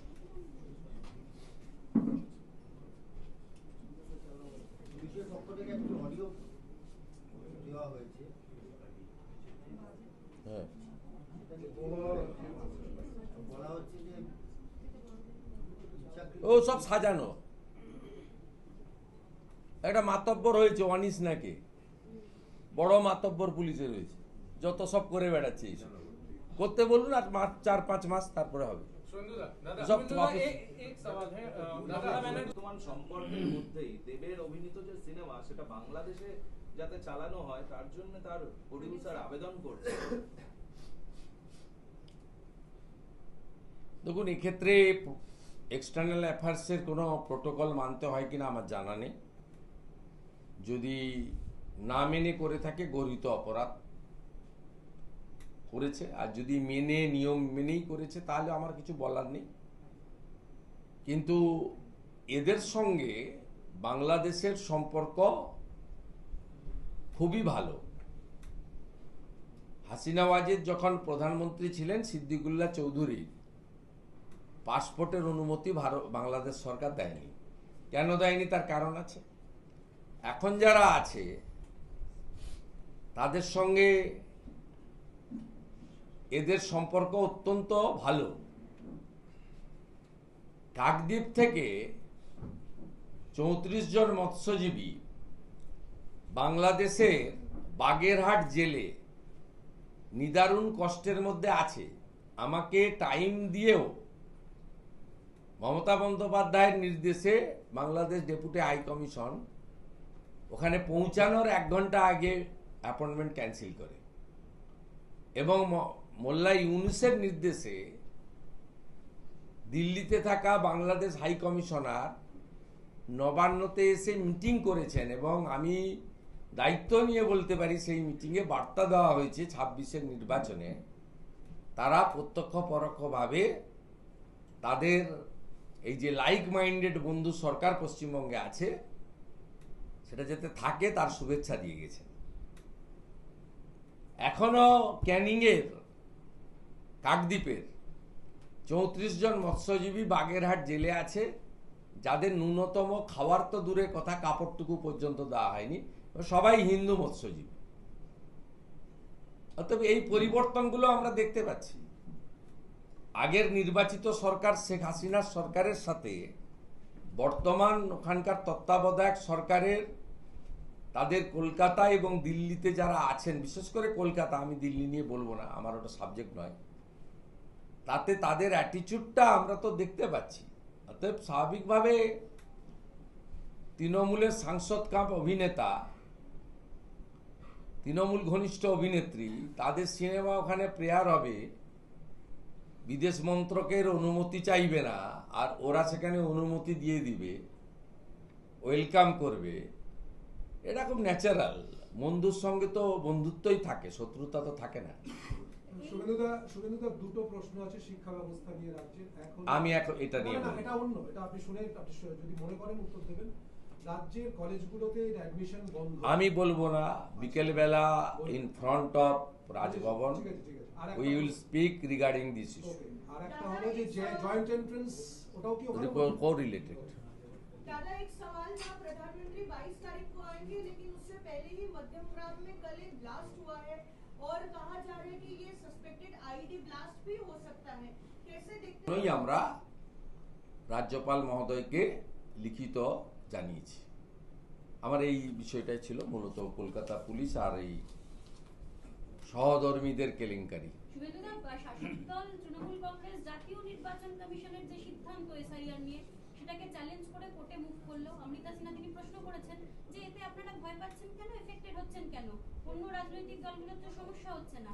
তাদের বক্তব্য যে আমাদের, তাদের কি বক্তব্য তাদেরকে কাদাপাড়ায় গিয়ে জিজ্ঞেস করুন, আমাকে জিজ্ঞেস করছেন। কিন্তু এই যে কোর্টে যাওয়ার সিদ্ধান্তটাকে কিভাবে দেখছেন? শাসক দল কি ভয় এই প্রথম থেকেই যাচ্ছে। মাননীয় সাংসদ মহুয়া মৈত্রকে পাঠিয়েছিল বিহারের কেসে, পরবর্তীকালে সুপ্রিম কোর্টে গিয়ে রাজ্য সরকার পার্টি না হওয়া সত্ত্বেও গিয়ে সোমোটো নিজেকে পার্টি হিসেবে যুক্ত করে বড় বড় লয়ারদের, দামি দামি লয়ারদের দাঁড় করানো।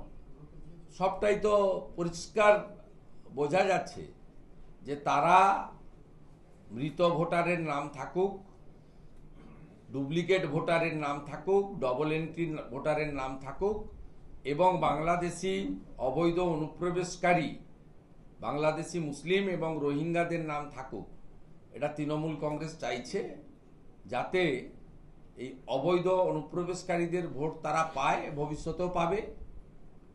তাদের আধার এপিক কার্ড তারাই বানিয়ে দিয়েছে, আর মৃত এবং ফলস ভোটার, যেহেতু 7 দফা 8 দফাতে ভোট হয়, কোচবিহারে একবার দিয়েছে, মালদাতে আরেকবার দিয়েছে, ডায়মন্ড হারবারে একবার দিয়েছে, লাস্টে ভবানীপুরে যাতে দিতে পারে, এটাই তো সোজা অঙ্ক। এই সোজা অঙ্কের জন্যই তারা বাধা দিচ্ছে। কিন্তু এসআইআর নতুন কিছু নয়, 2002 সালেও পশ্চিমবঙ্গে হয়েছে। তৎকালীন সময় 26 লক্ষ নাম বাতিল হয়েছিল। আমাদের দাবি নো এসআইআর, নো ইলেকশন। অর্থাৎ তৃণমূল কংগ্রেস যত বাধা দেবে এসআইআর তত দীর্ঘায়িত হবে, আর দীর্ঘায়িত হলে তার ফল কি হতে পারে আমি আর বলছি না। টক শোতে বিশ্লেষকরা ইতিমধ্যেই বলছেন যে এই সরকার 4 মে 2026 পর্যন্ত টেনিওর, 2021-এর 5ই মে নতুন সরকার দায়িত্ব নিয়েছিলেন। 4 তারিখের মধ্যে মে মাসের আগামী বছর নির্বাচিত সরকার তৈরি করতে হবে, না হলে বিকেল 5টার পরে কি হয় আপনারা জানেন, সংবিধানে বলা আছে। আর শুভেন্দুবাবু, সিবিআই মামলা তো এবার পার্থ চট্টোপাধ্যায়, সুবীরেশ ভট্টাচার্যরা জামিন পেয়েছে, যদিও পার্থবাবুর এখনই জেল মুক্তি হবে না, প্রাথমিক মামলা রয়েছে তাদের। দেখুন, এ তো প্রসেস, এটা একটা লং প্রসেস, এবং অভিযুক্তরা যদি জেলে থাকাকালীন মামলার নিষ্পত্তি না হয় তাহলে যতদিন পানিশমেন্ট, এক্ষেত্রে পানিশমেন্ট হচ্ছে 6 বছরের। এই যে দুর্নীতির যে সেকশন আছে তাতে 1/3 বেশি জেলে থাকলে যদি মামলা নিষ্পত্তি না হয় তাহলে স্বাভাবিকভাবে সুপ্রিম কোর্টে একাধিক উদাহরণ আছে যে তারা একটা ইন্টারিম বেল পায়। সেটা চূড়ান্ত নয়, কারণ এই মামলা চার্জশিটেড হয়েছে, ট্রায়াল হচ্ছে, এই মামলার পানিশমেন্ট হচ্ছে 6 বছরের জেল। পরবর্তী সময় তাদেরটা পূরণ করতে হবে। আর যদি 6 বছরই জেলে থাকেন তাহলে তো 6 বছর খেটেই বেরোবেন। 4 বছর জেলে থাকলে 2 বছর আরো খাটতে হবে, 2 বছর জেলে থাকলে আরো 4 বছর খাটতে হবে। এবং এর সাথে সাথে পিএমএলএ অ্যাক্টে খুব পরিষ্কার আছে, আপনাদেরও নলেজে আছে, আমিও দীর্ঘদিন ধরে ল মেকার, মানে পার্লামেন্টে ছিলাম, অ্যাসেম্বলিতে আছি। পিএমএলএ খুব পরিষ্কার বলা আছে যে তার সমস্ত সম্পত্তি বাজেয়াপ্ত হবে, অকশন হবে, এবং তার ব্যাংক অ্যাকাউন্ট ফ্রিজ থাকবে। এই প্রসেসে জ্যোতিপ্রিয় মল্লিক বাইরে থাকলেও তিনি এই প্রসেসের মধ্যে আছেন, অনুব্রত মণ্ডল বাইরে থাকলেও এই প্রসেসের মধ্যে আছেন। বাকিটা উচ্চ আদালত, উচ্চতর আদালত, তারা এই বিষয়ে অনেক বেশি অভিজ্ঞ জাজেরা। ভারতবর্ষের জুডিশিয়ারি করাপশনের ক্ষেত্রে যেমন 0 টলারেন্স নিয়ে চলেন, আইনের ক্ষেত্রেও তারা যথেষ্ট বিজ্ঞ এবং প্রাজ্ঞ। তারা তাদের সিদ্ধান্ত জানাবেন। যারা তদন্তকারী সংস্থা তারা আইনগতভাবে লড়াই করবেন। মধ্যমগ্রাম স্টেশনের বাইরে আইইডি বোম ব্লাস্ট হয়েছে, একজন ব্যক্তির বাজারের ব্যাগে বোম ছিল। এনআইএর অফিসাররা অলরেডি রওনা দিয়েছেন, তারা আসছে। মধ্যমগ্রামের মতো স্টেশনের জায়গা এবং আইইডি বোমা। হ্যাঁ, বর্ডার খোলা থাকলে তাই হবে। তো জাভেদ মুন্সিকে যদি কাশ্মীরের এসটিএফ ধরে ক্যানিং থেকে, আর যদি বারুইপুর পুলিশ ডিস্ট্রিক্টের পুলিশ বা রাজীব কুমারের পুলিশ যদি ঘুমায়, তা সেদিনই 1 বছর আগে যখন জাভেদ মুন্সি ধরা পড়ে 8 মাস আগে, সে তো এমন ধরনের বোমা বানাতে পারে কাশ্মীরের ওয়ান্টেড, যে 2 কিলোমিটার দূর থেকে কাউকে তুলে উড়িয়ে দিতে পারে। আমরা এখানে বসে আছি, 2 কিলোমিটার দূর থেকে রেডিও অ্যাক্টিভ করে রিমোটের দ্বারা আমাদের সবাইকে উড়িয়ে দেওয়ার ক্ষমতা রাখে জাভেদ মুন্সি। তাকে কাশ্মীর এসটিএফ এসে ধরে নিয়ে যায়। আনসারুল বাংলার জঙ্গি সাদ শেখ হরিয়ারপাড়ার খাজেরি মাদ্রাসাতে ধরা পড়ে আসাম এসটিএফ এর এসে। এ তো যেখানে সেখানে আপনি পাবেন, এবং যেখানে হাত লাগাবেন, খাগড়াগড়ের মতো কাণ্ড থেকে এরা কোনো শিক্ষাই নেয়নি। বরঞ্চ রাজ্যের মন্ত্রী সিদ্দিকুল্লাহ চৌধুরী খাগড়াগড় কাণ্ডে কেন তল্লাশি হয়েছিল এই প্রশ্ন তুলেছিলেন। অর্থাৎ সরকার যদি প্যাট্রোনাইজ করে এই ধরনের জঙ্গি সংগঠনগুলোকে, টেরারিস্ট গ্রুপকে, তার পরিণতি এটাই হয়, তাই হচ্ছে। আমরা কেউ পশ্চিমবঙ্গে সেফ নই। শুধুমাত্র দুর্নীতি তোষণ নয়, জঙ্গিদের একটা নিরাপদ হাব তৈরি হয়েছে এই বাংলা, এবং মূলত কলকাতার আশেপাশের এলাকাগুলো যেখানে বসে আছেন, রাজারহাট, নিউটাউন সহ বিস্তীর্ণ এলাকা ভারত বিরোধী কর্মকাণ্ডের একটা আঁতুড় ঘরে পরিণত হয়েছে। দুটো রাস্তা আমি বারে বারে বলি, যে গোসাবার ঘাট থেকে সুন্দরবন, সেই ঘাট থেকে ক্যানিং হয়ে যে রাস্তাটা একটা কামালগাজিতে এসছে আর একটা বাসন্তী এক্সপ্রেস হয়ে ঘটকপুকুর হয়ে এসছে, এই দুটো রাস্তা দিয়ে বাংলাদেশের যত জেএমবি, জামাত, হেফাজত, রাজাকার, পাকিস্তান স্পন্সর লিঙ্কড টেরারিস্ট ভীষণভাবে যাতায়াত করছে, এবং তারা বিভিন্ন ধর্মীয় শিক্ষা প্রতিষ্ঠানগুলিকে ব্যবহার করছে, এবং ভোট ব্যাংক এবং মিছিল মিটিংয়ের সংখ্যা বাড়ানোর জন্য শাসক দল তাদেরকে পুলিশি নিরাপত্তা দিয়ে রেখেছে, এবং পাড়ায় পাড়ায় সেই বাসন্তীর আপনার গোসাবার ভুয়া জন্ম সার্টিফিকেটের মতো ভুয়া জন্ম সার্টিফিকেট, ভুয়া আধার কার্ড, ভুয়া এপিক কার্ড সবই তাদের তৈরি করে দেওয়া হচ্ছে। এর ফলে আমাদের মাননীয় প্রধানমন্ত্রী 15ই আগস্ট লালকেল্লা থেকে যেটা বলেছেন, যে এরা বেটি বহিন অর্থাৎ বোন এবং কন্যাদের উপরে আঙ্গুল তুলছে, এবং তাদের লাভ জিহাদের মাধ্যমে নিয়ে যাচ্ছে, আদিবাসীদের মধ্যে ঢুকে আদিবাসীদের জমি দখল করছে, এবং রেশন থেকে শুরু করে আমাদের কাজ, ছোট ছোট কাজ, সেই কাজেরও দখলদারি এই লোকেরা পাচ্ছে, নিচ্ছে। এখান থেকে কিছু দূরে আপনি যদি বাগুইহাটির কাছে ঘুনিতে যান, সঙ্গে আবার বিকালেও দেখা হবে। আমরা ভারতীয় জনতা পার্টির যারা এমএলএ আছে, বিশেষ করে টিচার এমএলএ, তারা গভর্নর সাহেবের টাইম নিয়েছে আজকে। আমরা ওই 4টে সাড়ে 4টের সময় যাব, বেরিয়ে এসে রাজভবনের গেটে আমরা ওই বিষয়ে প্রেস করব। এখন আমি পার্টিকুলার দুটো বিষয়, যেটা police, Mamata police, police welfare এবং কলকাতা পুলিশ রিলেটেড, আমি দুটো বিষয়ের উপরে আপনাদের সঙ্গে মিলিত হয়েছি।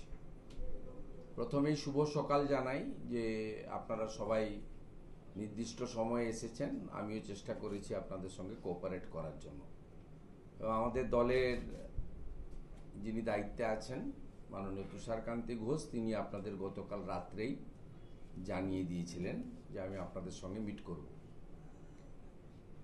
আপনারা জানেন যে অভয়ার বাবা মার ডাকে 9ই আগস্ট নবান্ন অভিযান হয়েছিল, কমপ্লিটলি অরাজনৈতিক একটি কর্মসূচি, এবং সমস্ত রাজনৈতিক দলকে আবেদন করলেও মূলত ভারতীয় জনতা পার্টির বিধায়ক, প্রাক্তন বিধায়ক, প্রাক্তন সাংসদ, যুব এবং মহিলা নেতারা, তারাই বেশি সংখ্যায় দেখা গেছে। যদিও সাধারণ মানুষও কিছু ছিলেন, অস্বীকার করার কোনো উপায় নেই, যারা প্রত্যক্ষ রাজনীতি করেন না। এবং সেখানে সাঁতরাগাছি পয়েন্টে তেমন কোনো ঘটনা ঘটেনি, যদিও মিথ্যা মামলা হয়েছে জগাছা থানায়। হাওড়া ময়দানে অল্প বিস্তর হয়েছে, পুলিশ সামান্য জল কামানো ব্যবহার করেছে, সেখানেও মিথ্যা মামলা হয়েছে। রানীগঞ্জ থেকে দুজনকে তুলে আনা হয়েছিল, তারা জামিনও পেয়েছেন। পার্ক স্ট্রিটে যা ঘটেছে আপনারা দেখেছেন। কলকাতা হাইকোর্ট হস্তক্ষেপ করেছে, আমাদের প্রমুখ অনেক বিধায়ক নেতা নেত্রীদের প্রাথমিকভাবে কলকাতা হাইকোর্ট রিলিফও দিয়েছে, একাধিক ফলস বানানো মামলা হয়েছে,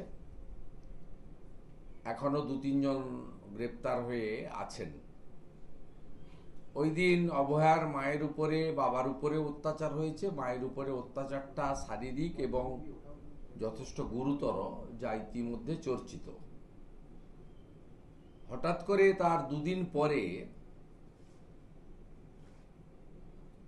কলকাতা পুলিশের বা মমতা পুলিশের বা বেঙ্গল পুলিশের কর্মরত অফিসারদের বাড়ির গৃহিণীদের নিয়ে, সহধর্মিণীদের দিয়ে একটি প্রোগ্রাম অর্গানাইজ করা হয়, কিন্তু বাইরে দেখানো হয় যে স্বতঃস্ফূর্তভাবে পুলিশের স্ত্রীরা পুলিশের উপরে ভীষণভাবে খারাপ খারাপ কথা বলা হচ্ছে, প্রধান বিরোধী দল করছে এবং মূলত আমার উপরে টার্গেট। বিরোধী দলনেতার মিছিল থেকে পুলিশকে লক্ষ্য করে জুতো দেখানো হচ্ছে।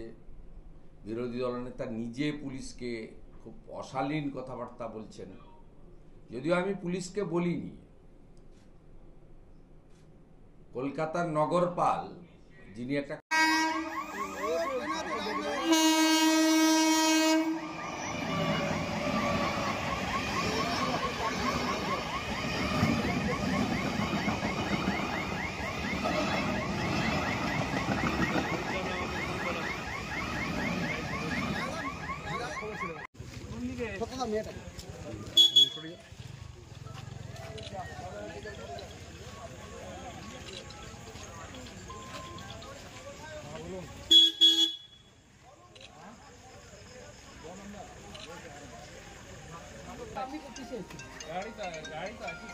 খবরে আছি, বল তাড়াতাড়ি বল। ফাঁকাতে না গিয়ে স্যার না আপনি গাড়ি দিয়ে রেখে যাবো। স্যার ওকে গাড়ি করে নিয়ে নেবেন। গাড়ি আছে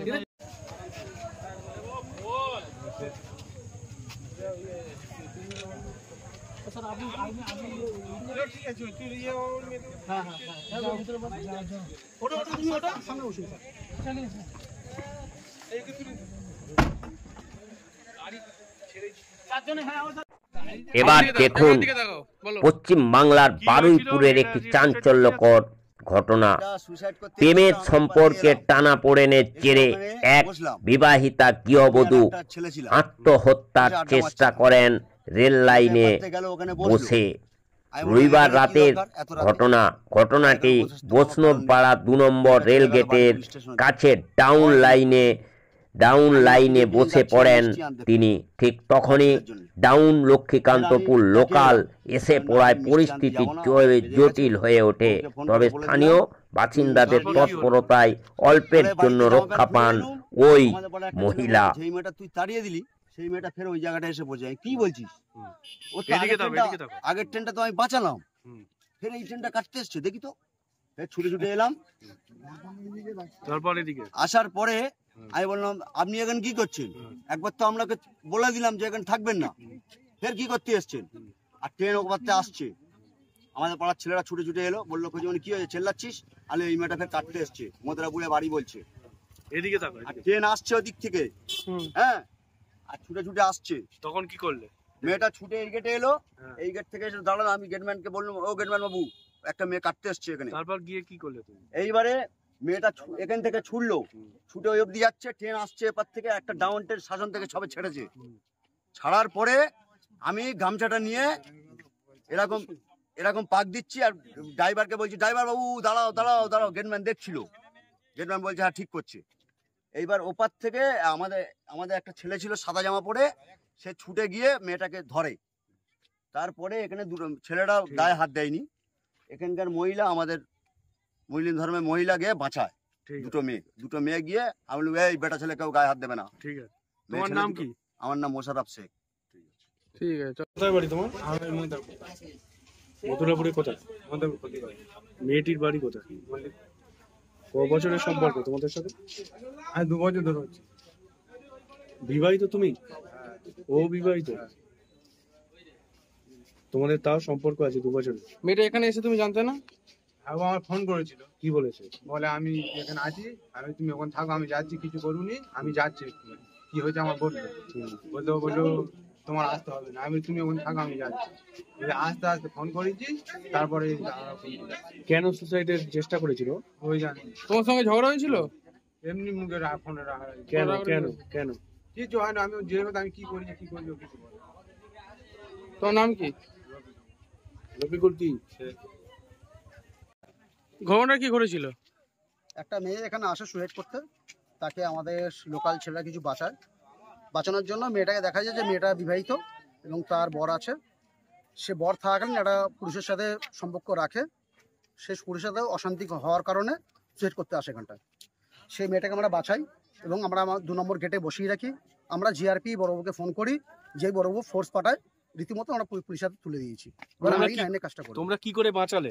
মেয়েটাকে দেখলাম যে মেয়েটা ঝাঁপাতে যাচ্ছে, আমরা সেই সময় রেল লাইনের সামনে বসে আছি, সেখান থেকে মেয়েটা আমরা টেনে নিলাম, টেনে বাঁচিয়ে নিয়ে আমরা গেটে বসালাম যে তুমি এখানে বসে কোথাও যাবে না, যতক্ষণ তোমার বাড়ির লোক বা প্রশাসন যতক্ষণ না আসছে। তারপরে জিআরপি ফোন করলাম, জিআরপি বললো হ্যাঁ আসছি, ফোর্স আসছে, ফোর্স আসলো, মেজবাবু আসলো, মেজো হাতে আমরা তুলে দিলাম। এবার পুলিশের কাজ করবে, আমরা সেটা দেখতে যাই যে সঠিক বিচারটা কি। আপনার নাম? জামাল সাপুরিয়া। যুব কংগ্রেসের পক্ষ থেকে বরঙ্গা বিডিও অফিসে বিক্ষোভ ও ডেপুটেশন। দেখতে থাকুন সেই খবর। বরঙ্গা ব্লক কংগ্রেসের উদ্যোগে বিডিও অফিসে বিক্ষোভ ও ডেপুটেশন প্রদান করা হয়। কান্দি মাস্টার প্ল্যান সংস্কার, বালিঘাটে অবৈধ কাজ বন্ধ, পরিযায়ী শ্রমিকদের সুরক্ষা এবং রাজ্যের ক্রমবর্ধমান সন্ত্রাসের প্রতিবাদে আজ সোমবার বরঙ্গা ব্লক কংগ্রেসের পক্ষ থেকে স্থানীয় বিডিও অফিসের সামনে এক বিক্ষোভ সমাবেশ ও ডেপুটেশন কর্মসূচি পালিত হয়েছে। এই কর্মসূচিতে উপস্থিত ছিলেন প্রাক্তন সাংসদ শ্রী অধীর রঞ্জন চৌধুরী। দেখতে থাকুন সেই খবর একমাত্র প্রতিবাদী চ্যানেল বাঁকুড়া টিভি পর্দায়। সে দিল্লিতে গিয়ে নরেন্দ্র মোদী, অমিত শাহের উল্টো দিকে বসে সোনিয়া গান্ধীর পাশে আপনাদের হয়ে, পার্টির হয়ে পার্লামেন্টে নেতৃত্ব দেওয়ার সুযোগ পেয়েছি। আমাদের নেতা রাহুল গান্ধীরও সিট আমার আগে ছিল না, আমার পরে ছিল। আমার পাশে বসে কে? সোনিয়া গান্ধীর মতন মহিলা। আমার সামনে কে? নরেন্দ্র মোদী, অমিত শাহের মতন জাতীয় নেতারা। নির্ভয়ে মানুষের অধিকারকে সুপ্রতিষ্ঠিত করবার চালাকি নয়, এনআরসির নামে এই পশ্চিমবঙ্গের 2021-এর ভোট তার পুনরাবৃত্তি করা এই সরকারের লক্ষ্য। অর্থাৎ মুসলমান, আমি আছি, ঘাবড়িও না, আমার সঙ্গে থাকো, নিরাপদে থাকবে, আমাকে সমর্থন করো, তোমাদের ভালো হবে। কারণ আমি না থাকলে বিজেপি তোমাদের গিলে খাবে, বিজেপি তোমাদের এদেশ থেকে তাড়াবে। এই হচ্ছে ভিতরের সুর। ভিতরের সুর হচ্ছে এইটা।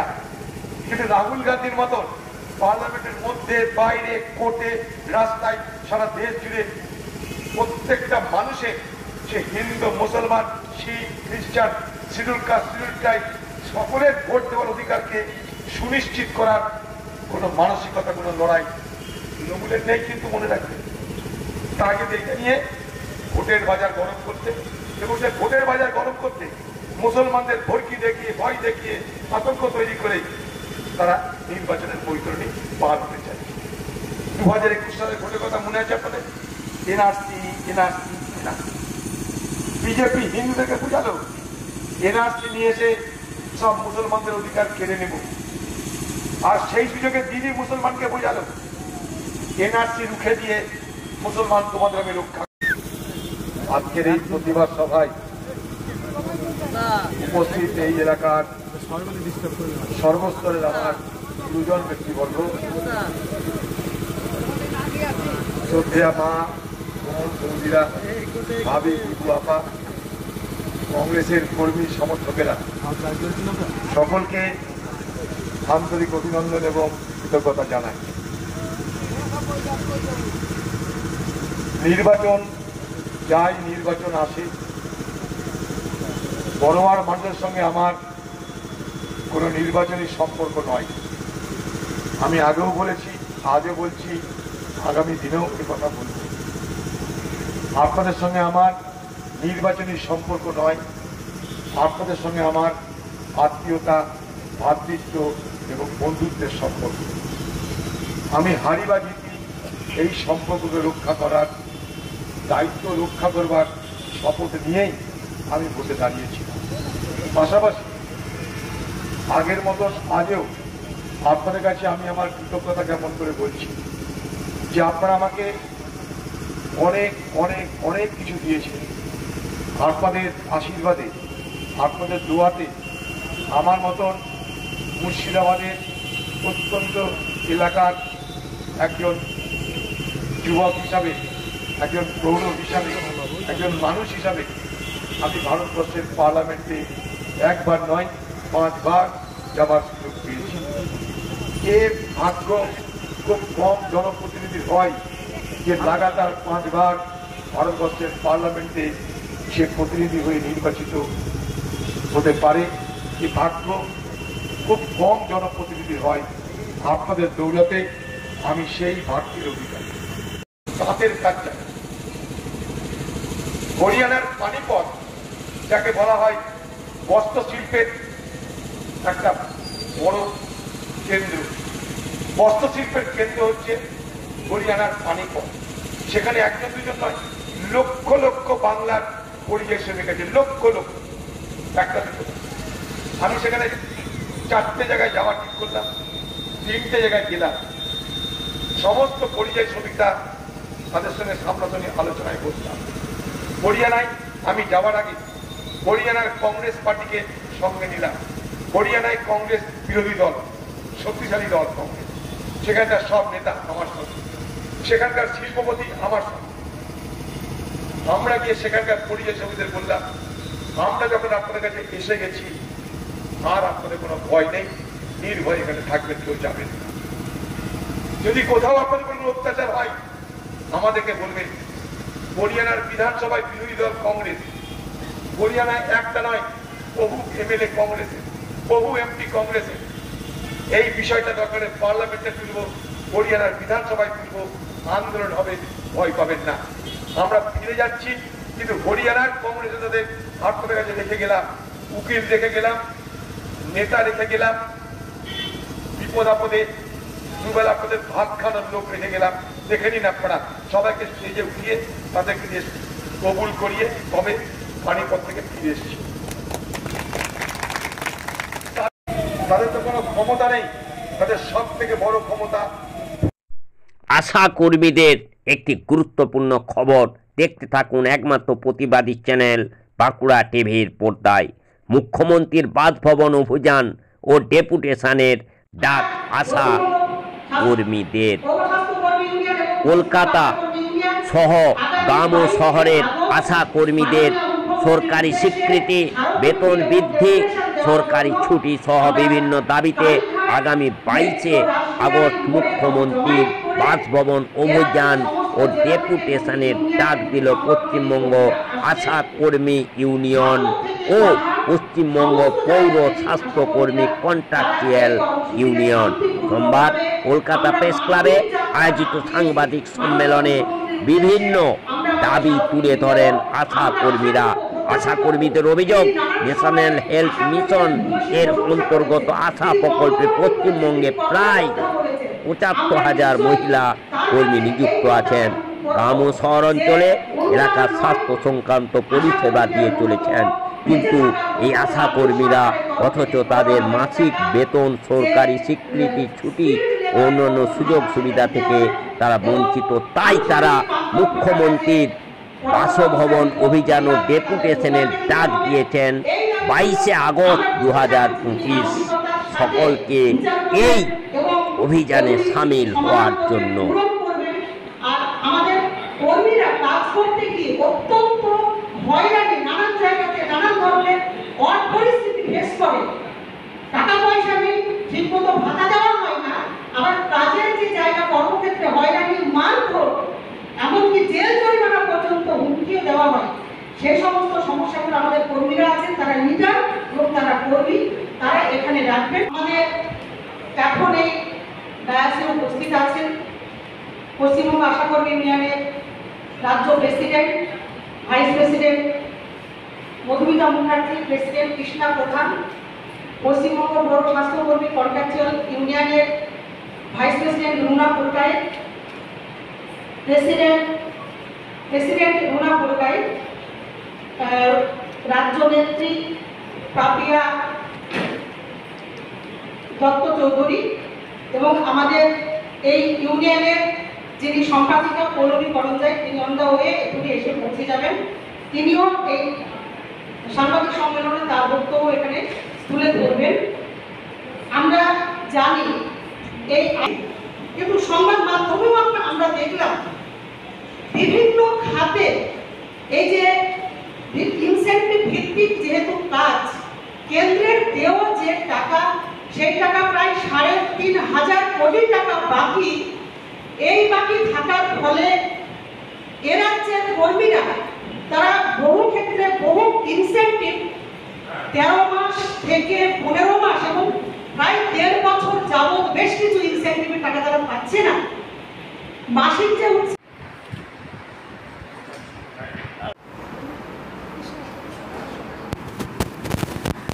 আমরা পশ্চিমবঙ্গ আশাকর্মী ইউনিয়ন এবং পশ্চিমবঙ্গ পৌর স্বাস্থ্যকর্মী কন্ট্রাকচুয়াল ইউনিয়নের পক্ষ থেকে সারা পশ্চিমবঙ্গের গ্রাম এবং শহরাঞ্চলে যে স্বাস্থ্য সংক্রান্ত যে আশাকর্মীরা কাজ করেন, সেই কর্মীদের পক্ষ থেকে আজকে এখানে সাংবাদিক সম্মেলন করছি। মূল দাবি হচ্ছে যে অত্যন্ত কম পারিশ্রমিকে স্বাস্থ্য সংক্রান্ত যাবতীয় কাজ করানো হয়।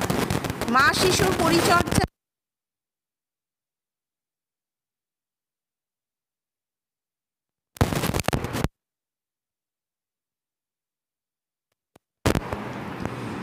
নাগরিকদের স্বাস্থ্য পরিষেবার সমস্ত রকম কাজ করতে হচ্ছে যে কর্মীদের, তাদের পারিশ্রমিক ব্যাপারে সরকার প্রচণ্ড উদাসীন। কি কেন্দ্রীয় সরকার কি রাজ্য সরকার। রাজ্য সরকার যে ফিক্সড একটা অনারারিয়াম দেন, সেটা মাত্র 5,250 টাকা। আজকের দিনের বাজারে সেটা কি হয় বলুন। আর কেন্দ্রীয় সরকারের যে সামান্য কিছু ইনসেন্টিভ দেন বিভিন্ন প্রকল্পে, মানে বিভিন্ন ভাগে ভাগে যে ইনসেন্টিভ, সেই ইনসেন্টিভের টাকাও 3 মাস 4 মাস বাকি কর্মীদের, এখনও ইনসেন্টিভের টাকা পাচ্ছে না। ফলে প্রাপ্য যে টাকা, সেই টাকা থেকেও কর্মীরা বঞ্চিত। এইরকম একটা অবস্থা। তার মধ্যে কোনো ছুটি নেওয়ার উপায় নেই, ছুটি করলে বলছে টাকা কেটে নেওয়া হচ্ছে, এরকম অবস্থা। এমনকি মাতৃত্বকালীন ছুটি, যে কর্মীরা এলাকায় ঘুরে ঘুরে মাদের বোঝায়, মা যে সন্তানকে 6 মাস অবধি মাতৃদুগ্ধ খাওয়াতে হবে, সেই মাকে, সেই আশাকর্মী মাকে কিন্তু এলাকায় বেরিয়ে যেতে হচ্ছে। দেখা যাচ্ছে যে তার কিন্তু মানে হয়তো সিজার হয়েছে, সেরকম একজন মা, তাকে কিন্তু 1 সপ্তাহ 2 সপ্তাহ পরে কাজে জয়েন করতে হচ্ছে, কারণ মাতৃত্বকালীন ছুটি নেই। এরকম একটা অমানবিক অবস্থার মধ্যে তাদেরকে কাজ করতে হচ্ছে। আরও যে বিভিন্ন সমস্যাগুলো আমরা এখানে রেখেছি, এই সমাধানের দাবিতে এবং পারিশ্রমিক বৃদ্ধির দাবিতেই আমরা মাননীয় মুখ্যমন্ত্রীর কাছে আগামী 22 তারিখ ডেপুটেশন দিতে যাচ্ছি। আমরা আশা করব মুখ্যমন্ত্রী এই বিষয়গুলো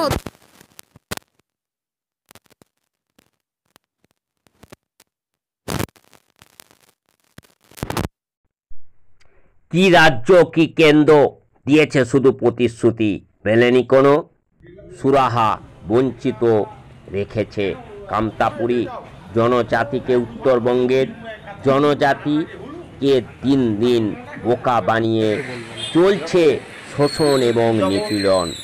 মানুষ ভোট দেয়, ভোট আসে, ভোট চায়, আশ্বাস দিতে থাকে রাজ্য এবং কেন্দ্র, কিন্তু মিলেনি কোনো সুরাহা। আগামী দিনের দলগুলোকে আরও শক্তিশালী করতে, মজবুত করে লড়াই করতে এবং শক্তিশালী লড়াই করতে আজকে জলপাইগুড়ি জেলার ময়নাগুড়ির নতুন বাজার এলাকায় কমিটি গঠন করা হলো। জলপাইগুড়ি জেলার সভাপতি অধীর বর্মন, সম্পাদক আজিজুল রহমান, ভান্ডারী পরিতোষ রায় এবং জলপাইগুড়ি ব্লক সভাপতি জহিরুল হক, ময়নাগুড়ি ব্লক সভাপতি ফণীভূষণ রায় সরকার, মালবাজার ব্লক সভাপতি সুজন রায় প্রধান অতিথি হিসাবে উপস্থিত ছিলেন কেপিপির সভাপতি অধীর চন্দ্র রায় এবং কেন্দ্রীয় প্রচারক ও সম্পাদক সন্তোষ কুমার বর্মন। তারা মনে করেন তাদের আজকের এই যে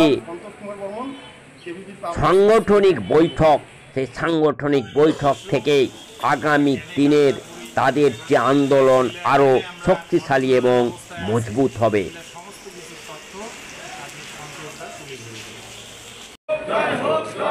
অধীর রায়ের জয় হোক, উত্তম কুমার রায়ের জয় হোক, অধীর রায়ের নেতৃত্বে কামতাপুর আন্দোলন চলছে, চলিবে। জয় আই কামতাপুর, কেপিপি জয় হোক, খম্পাই করে আমার কামতাপুর ব্যাপক রাজ্য দেওয়াই দেবে, কামতাপুরি ভাষা অষ্টম কমিশনভুক্ত করাই দেবে। জয় আই, জয় আই, অধীর রায়ের জয় হোক, উত্তম কুমার রায়ের জয় হোক, অধীর রায়ের নেতৃত্বে কামতাপুর আন্দোলন চলছে, চলিবে। জয় আই কামতাপুর, কেপিপি জয় হোক, খম্পাই করে আমার কামতাপুর ব্যাপক রাজ্য দেওয়াই দেবে, কামতাপুরি ভাষা অষ্টম কমিশনভুক্ত করাই দেবে। জয় আই, জয় আই।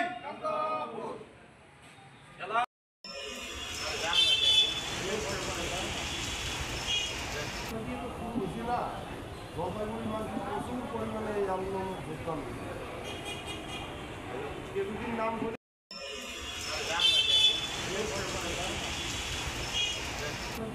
বুঝি না, জলপাইগুড়ি মানুষ প্রচুর পরিমাণে এই আন্দোলনে যোগদান কেপিপির নাম ধরে কেপিপি জেলা কমিটিকে রিসফল করা হয়।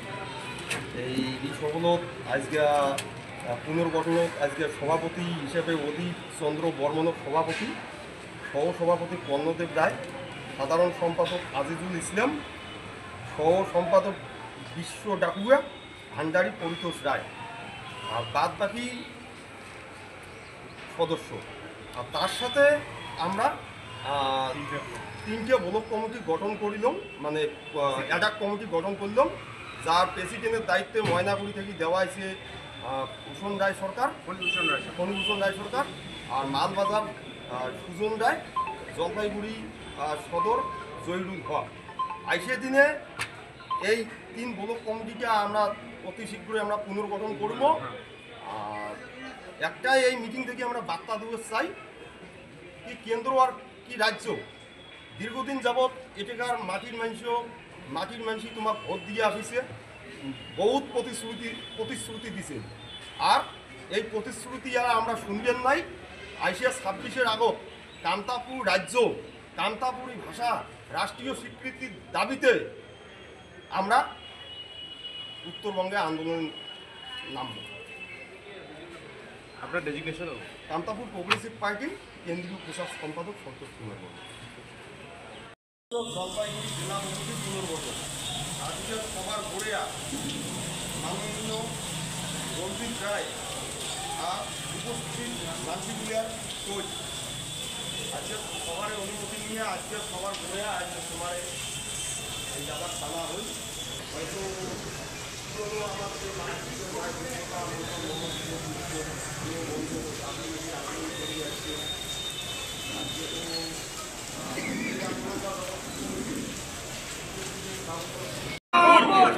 কেপিপি জয় হোক, জয় হোক, জয় হোক, অধীর রায়ের জয় হোক, জয় হোক, জয় হোক, অধীর রায়ের নেতৃত্বে কামতাপুর আন্দোলন চলছে, চলবে, চলছে, চলবে। খম্পাই করে আমার কামতাপুর ব্যাপক রাজ্য দেওয়াই দেবে। মরিমতা মরিমো, কামতাপুরি করিমো, মরিমতা মরিমো, কামতাপুরি করিমো। We want separate Kamtapur state, no Kamtapur state, no rest, no rest, no rest. We want Kamtapur, Kamtapuri জাগিছে, জাগিছে, জাগিছে, কামতাপুরি জাগিছে, জাগিছে, জাগিছে। কামতাপুরির মাঝে চালানি ব্যক্তি রাজনীতি মানছি না, মানবো না, মানছি না, মানবো না। কামতাপুরি বঞ্চিত করিয়া চালানি ব্যক্তি রাজনীতি মানছি না, মানবো না, মানছি না, মানবো না। জয় আই কামতাপুর, জয় আই কামতাপুর। কেপিপি জিন্দাবাদ জিন্দাবাদ জিন্দাবাদ কেপিপি জিন্দাবাদ জিন্দাবাদ জিন্দাবাদ এই বিশ্বমহাবীর চিনারায়ের জয় হোক জয় হোক জয় হোক এই ঠাকুর পঞ্চানন বর্মার জয় হোক জয় হোক জয় হোক জয় কামাল। উত্তর 24 পরগনা বনগাঁ আদালত চত্বরে আজ 18ই আগস্ট পালন করা হলো স্বাধীনতা দিবস। এদিন আদালতের আইনজীবী, ল ক্লার্ক এবং আদালতে আসা সাধারণ মানুষের উপস্থিতিতে জাতীয় পতাকা উত্তোলন, জাতীয় সঙ্গীত পরিবেশন ও মাল্যদান করা হয়। দেখুন সেই খবর একমাত্র বাঁকুড়া টিভির পর্দায়, প্রতিবাদী চ্যানেল বাঁকুড়া টিভি পর্দায়। কিন্তু কেন 18ই আগস্ট স্বাধীনতা দিবস হিসাবে পালন হয়? ইতিহাস বলছে 1947 সালের স্বাধীনতার সময় বাংলা বিভাজন নিয়ে ব্যাপক অনিশ্চয়তা তৈরি হয়েছিল। ব্ল্যাক লিগ কমিশনের তৈরি সীমান্ত রেখা আনুষ্ঠানিকভাবে প্রকাশিত হয় 17ই আগস্ট আর কার্যকর হয় 18ই আগস্ট থেকে।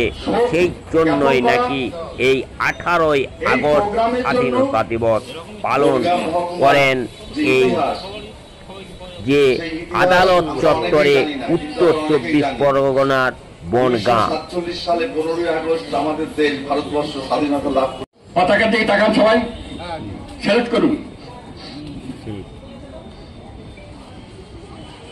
জাতীয় সঙ্গীত, সমবেত সঙ্গীত সবাই মিলে গাইবেন। রেডি, 1 2 3। জনগণ মন অধিনায়ক জয় হে ভারত ভাগ্য বিধাতা, পাঞ্জাব সিন্ধু দ্রাবিড় উৎকল বঙ্গ, বিন্দু হিমাচল যমুনা গঙ্গা, উচ্ছল জলধি তরঙ্গ, তব শুভ নামে জাগে, তব শুভ আশিস মাগে, গাহে তব জয় গাথা, জনগণ মঙ্গল দায়ক জয় হে ভারত ভাগ্য বিধাতা, জয় হে জয় হে জয় হে জয় জয় জয় জয় হে। বন্দে মাতরম, বন্দে মাতরম, বন্দে মাতরম, জয় হিন্দ, জয় হিন্দ, বন্দে মাতরম। সবাই বলুন, ছোট বলুন, বন্দে মাতরম, বন্দে মাতরম, জয় হিন্দ, জয় হিন্দ, জয় হিন্দ, জয় হিন্দ, জয় হিন্দ, জয় হিন্দ, ভারত মাতা কি জয়, ভারত মাতা কি জয়, ভারত মাতা কি জয়। 18ই আগস্ট কি জয়, 18ই আগস্ট কি জয়, 18ই আগস্ট কি। আমরা যেরকম 15ই আগস্ট ভারত স্বাধীন হয়েছিল সেই দিনও পতাকা আমরা কোটে তুলেছি এবং আজকেও আমরা তুললাম। 1947 সালে 18ই আগস্ট যে বনগাঁ মহকুমার মানুষ প্রকৃত স্বাধীনতার স্বাদ গ্রহণ করেছিল, সেই দিনটা স্মরণ করে আমরা এই দিনটা পালন করে আসছি। আজকে 16তম বর্ষে আমরা পদার্পণ করলাম এবং এর আগে 15 বার আমরা এই অনুষ্ঠান করেছি কোর্টের মাঠে এবং বনগাঁর মানুষের কাছে এই বার্তাটা দিতে চেয়েছি যে এরকম একটা ঘটনার কথা আমরা অনেকেই জানি না। 1947 সালে 18ই আগস্ট সকাল 11:30টার সময় আমাদের বনগাঁ তৎকালীন ম্যাজিস্ট্রেট যিনি ছিলেন মহকুমা, তিনি ট্রেজারির থেকে পাকিস্তানের পতাকা নামিয়ে 1947 সালের 18 আগস্ট ভারতের এই তিরঙ্গা পতাকাটা তুলেছিল। আমরা 3 দিন আমরা পরাধীন ছিলাম, স্বাধীনতার পূর্ণ স্বাদ আমরা কিন্তু গ্রহণ করতে পারিনি। সেই দিনটাকে স্মরণ করে আমরা এই দিনটা উদযাপন করে আসছি এবং মানুষেরকে সঙ্গে নিয়ে আমরা বিভিন্ন অনুষ্ঠানের মধ্য দিয়ে আমরা এই দিনটা পালন করি এবং লোককে মিষ্টিমুখ করিয়ে আমরা এই দিনটাকে মানুষের কাছে বার্তাটা পৌঁছে দিই এবং স্মরণ করি। এবং আমরা দেখেছি যে গাইঘাটা পর্যন্ত, গাইঘাটা থানার জুরিডিকশন পর্যন্ত এই মহকুমাটা পুরোটাই কিন্তু পাকিস্তানের অন্তর্ভুক্তি হয়ে গেছিল। সেই দিনটাকে আমরা সামনে রেখে শহীদ বেদিতে মাল্যদান, জাতীয় পতাকা তোলা এবং বিভিন্ন রকম বক্তব্যের মধ্য দিয়ে আমরা মানুষের কাছে এই বার্তাটা পৌঁছে দিতে চাইছি। আমরা যেরকম 15ই আগস্ট ভারত স্বাধীন হয়েছিল সেই দিনও পতাকা আমরা কোটে তুলেছি এবং আজকেও আমরা তুললাম। 1947 সালে 18ই আগস্ট যে বনগাঁ মহকুমার মানুষ প্রকৃত স্বাধীনতার স্বাদ গ্রহণ করেছিল, সেই দিনটা স্মরণ করে আমরা এই দিনটা পালন করে আসছি। আজকে 16তম বর্ষে আমরা পদার্পণ করলাম এবং এর আগে 15 বার আমরা এই অনুষ্ঠান করেছি কোর্টের মাঠে। এবং বনগাঁর মানুষের কাছে এই বার্তাটা দিতে চেয়েছি যে এরকম একটা ঘটনার কথা আমরা অনেকেই জানি না। 1947 সালে 18ই আগস্ট সকাল 11:30টার সময় আমাদের বনগাঁ তৎকালীন ম্যাজিস্ট্রেট যিনি ছিলেন মহকুমা, তিনি ট্রেজারির থেকে পাকিস্তানের পতাকা নামিয়ে 1947 সালের 18 আগস্ট ভারতের এই তিরঙ্গা পতাকাটা তুলেছিল। আমরা 3 দিন আমরা পরাধীন ছিলাম, স্বাধীনতার পূর্ণ স্বাদ আমরা কিন্তু গ্রহণ করতে পারিনি। সেই দিনটাকে স্মরণ করে আমরা এই দিনটা উদযাপন করে আসছি এবং মানুষেরকে সঙ্গে নিয়ে আমরা বিভিন্ন অনুষ্ঠানের মধ্য দিয়ে আমরা এই দিনটা পালন করি এবং লোককে বৃষ্টিমুখ করিয়ে আমরা এই দিনটাকে মানুষের কাছে বার্তাটা পৌঁছে দিই এবং স্মরণ করি। এবং আমরা দেখেছি যে গাইঘাটা পর্যন্ত, গাইঘাটা থানার জুরিডিকশন পর্যন্ত এই মহকুমাটা পুরোটাই কিন্তু পাকিস্তানের অন্তর্ভুক্তি হয়ে গেছিল। সেই দিনটাকে আমরা সামনে রেখে শহীদ বেদিতে মাল্যদান, জাতীয় পতাকা তোলা এবং বিভিন্ন রকম বক্তব্যের মধ্য দিয়ে আমরা মানুষের কাছে এই বার্তাটা পৌঁছে দিতে চাইছি। দেখুন গোয়ালপুকুরের একটি গুরুত্বপূর্ণ ব্রেকিং নিউজ। তিরঙ্গা যাত্রায় যাওয়ায় তৃণমূলের হাতে আক্রান্ত বিজেপি কর্মী ও তার পরিবার। রবিবার আক্রান্তদের নিয়ে সাংবাদিক সম্মেলন করে অভিযোগ তোলেন গোয়ালপুকুরের বিজেপি নেতা গোলাম সারওয়ার। 3 জনের বিরুদ্ধে গোয়ালপুকুর থানায় অভিযোগ দায়ের করা হয়েছে। এখানে বেল্টের দাগ আছে, দেখেন এখানে এই দাগটা দেখেন, এখানে দেখলেন? আর এখানে নোটির মধ্যে মারছে, এখানের মধ্যে মারার পরে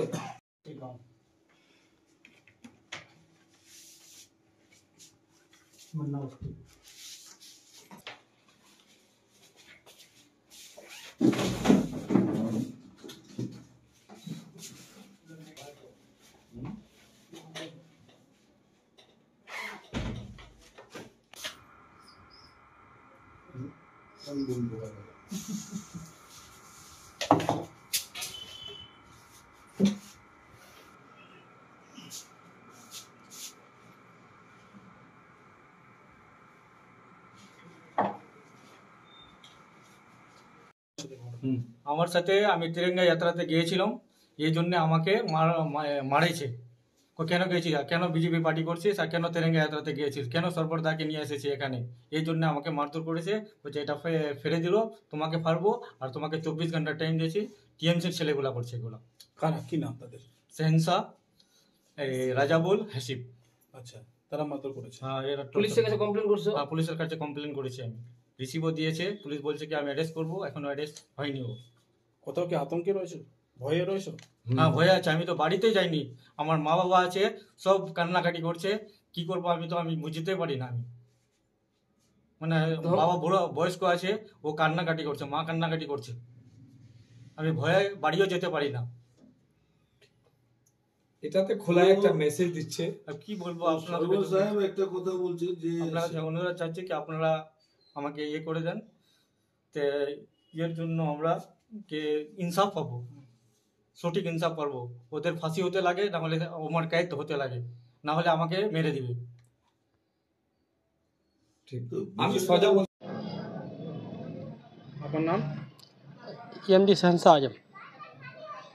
বললাম যে আপনার বিরুদ্ধে একটা অভিযোগ উঠছে যে তিরঙ্গা র্যালির পরে আপনি আনোয়ারুল হক নামে এক বিজেপি কর্মীকে মারধর করেছেন, এমনটা অভিযোগ করছে, কি বলবেন? এটা তো তিরঙ্গা অভিযোগ করেছে আমার উপর, এটা কোনো ওটা ব্যাপার নয়। এটা আমার জমিনের ব্যাপার আছে, জমিনের মানে মামলা। আমার জমিতেও কবজা করতে এসেছিল। হ্যাঁ, আমি ছিলাম না বাড়িতে, আর আমার মা ছিল, আমার ভাবিগুলো ছিল। আমার মা গিয়েছিল ওকে আটকানোর জন্য। ও যখন গিয়েছিল ঘরগুলো আমার ভাঙবেন না, তরবেন না, তো তখন ও আমার মাকে ধরে গালা চেপে দিয়ে, শাড়ি দিয়ে গালা চেপে দিয়েছিল। তার জন্য আমি আমার মাকে লন্ডন হসপিটাল থেকে ইসলামপুর এসডি হসপিটালে রিফার করে এখন অ্যাডমিট করা আছে আমার মা। হ্যাঁ, তো এই যে অভিযোগটা করছে তাহলে কি এটা কি মিথ্যা অভিযোগ? হ্যাঁ, এটা মিথ্যা অভিযোগ। আমি দেশে হিন্দুস্তানের দেশের ওই ঝান্ডা ইয়ে করি, আমিও ইয়ে করি, মানাচ্ছি। হ্যাঁ, 15 আগস্ট 1947 আমি কতবার মানালাম। আমার বাবা 20 সাল 20 সাল মেম্বার ছিল, আমি কতবার মানালাম। ও আজকে আসেন, ও বিজেপি করছে, আমি তৃণমূল করছি। ও আমার ওটা ওর আবার নিজের এর ব্যাপার আছে, পার্টি কেউ করতে পারে, আপনি ঠিক কেউ করতে পারে, ঠিক আছে। আপনি ওর বিরুদ্ধে থানা কমপ্লেন করেছেন? ওর বিরুদ্ধে হ্যাঁ করেছি। আপনি দলকে জানিয়েছেন? হ্যাঁ, দলকে জানিয়েছি। তাহলে এই যে গতকাল কি ঘটনাটা ঘটেছে? গতকাল ঘটনাটা ঘটেছে আমার জমির সমস্যায়। জমি সমস্যা নিয়ে? হ্যাঁ, জমির সমস্যা নিয়ে। এই যে বিজেপি কর্মীকে মারধর, এই তিরঙ্গা র্যালি করাতে আপনি নাকি বলছেন যে কোনো তিরঙ্গা র্যালি করতে হবে না, আপনাকে বিজেপি করতে দেবো না, এরকম আপনি বলেছেন, এমনটা অভিযোগ করতেছেন। না ঠিক 15 যেই দিন 15 আগস্ট ছিল সেই দিন ও তো তিরঙ্গা র্যালিতে গিয়েছি, তিরঙ্গা র্যালি হয়ে গেছিলো ওকে আমি কোনো বাধা দিইনি, ও গিয়েছি, ও হয়ে গেছে। তার 16 তারিখে আমার তো এটা হয়ে যায়, মেটারটা হয়েছে, সমস্যা হয়েছে জমিনের ইয়ে সমস্যা। হ্যাঁ, ও কি জমি দখল করতে? হ্যাঁ, ও জমি দখল আসেছিল। হ্যাঁ, আনোয়ারুল ছিল, আরও কিছু লোক আছে। আনোয়ারুলের সাথে আপনাদের কি সম্পর্ক? ও আমার ওই চেঁচারপাটা ভাই, কাকাতো ভাই। হ্যাঁ, কাকাতো ভাই। এই যে অভিযোগগুলো করছে সব কি মিথ্যা? হ্যাঁ, সব মিথ্যা। কি নাম আপনার? আমার নাম MD শাহেনশাহ আজম। আমি এটা বলতে চাই,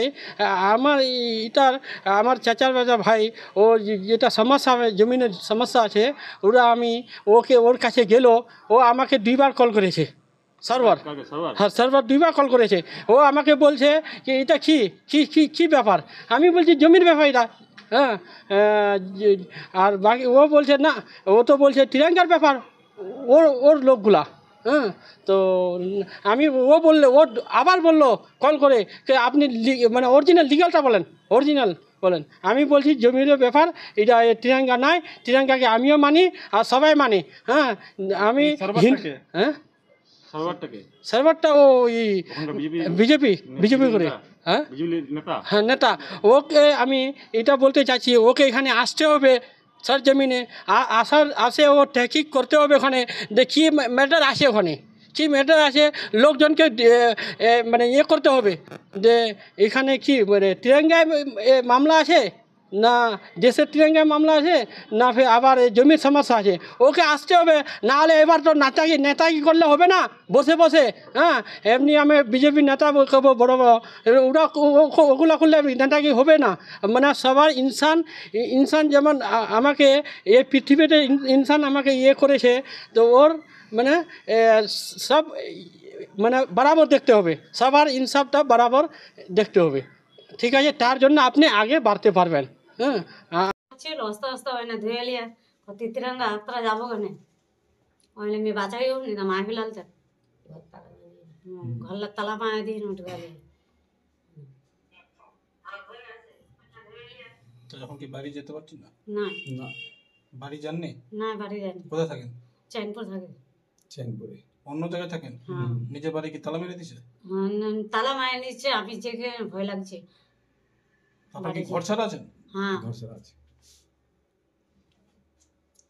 কি চাইছেন এখন? আমার ইনসাফ চাইছি। কি নাম? আমার ইনসাফ লাগে। কি নাম আপনার? আমার নাম গোলাপি। কি নাম আপনার? মোর নাম একলিমা। কি হয়েছে? মোর স্বামী ওর সাথে গেল তিরঙ্গা গেল, তুমি মোর নাতিন ডাকলে হচ্ছে না তো আমাকে ধমকাছে কেন তিরঙ্গা গিল, কেন নেতার সাথে ব্যয় আছিল আর গাড়ি, মানে কেন নি ব্যয়, আমি যেটা পার্টি করছি আমাকে চাহছে। কে ধমক দিয়েছে? সেন্সার। কেন ধমক দিল? কোন পার্টি লোক? ওই টিএনসির। কেন ধমক দিল? তিরঙ্গা গিল আর গাড়ি ধমে ব্যয় আছিল নেতার। হ্যাঁ, মুখ খুব গান্দা গালি দিছে, ফাড়ে দিবে, ই করবে। ভয় আছো? হ্যাঁ, ভয় আছে। থানায় অভিযোগ হয়েছে? হ্যাঁ, থানা গই না তো। কি নাম আপনার? একলিমা। আকলিমা কি খাতুন? হ্যাঁ। নোংরা গালি দিছিল, তারপরে ইনি ভাগে গেল, ভাগার পর আমাকে ফোন করছে, আমি থানাতে গেলাম। থানাতে যাই আমরা এই কাগজটা এফআইআর যেটা আমরা কমপ্লেন করলাম, তারপরে এটা আমার রিসিভিং পেলাম আমরা থানা থেকে, ঠিক আছে।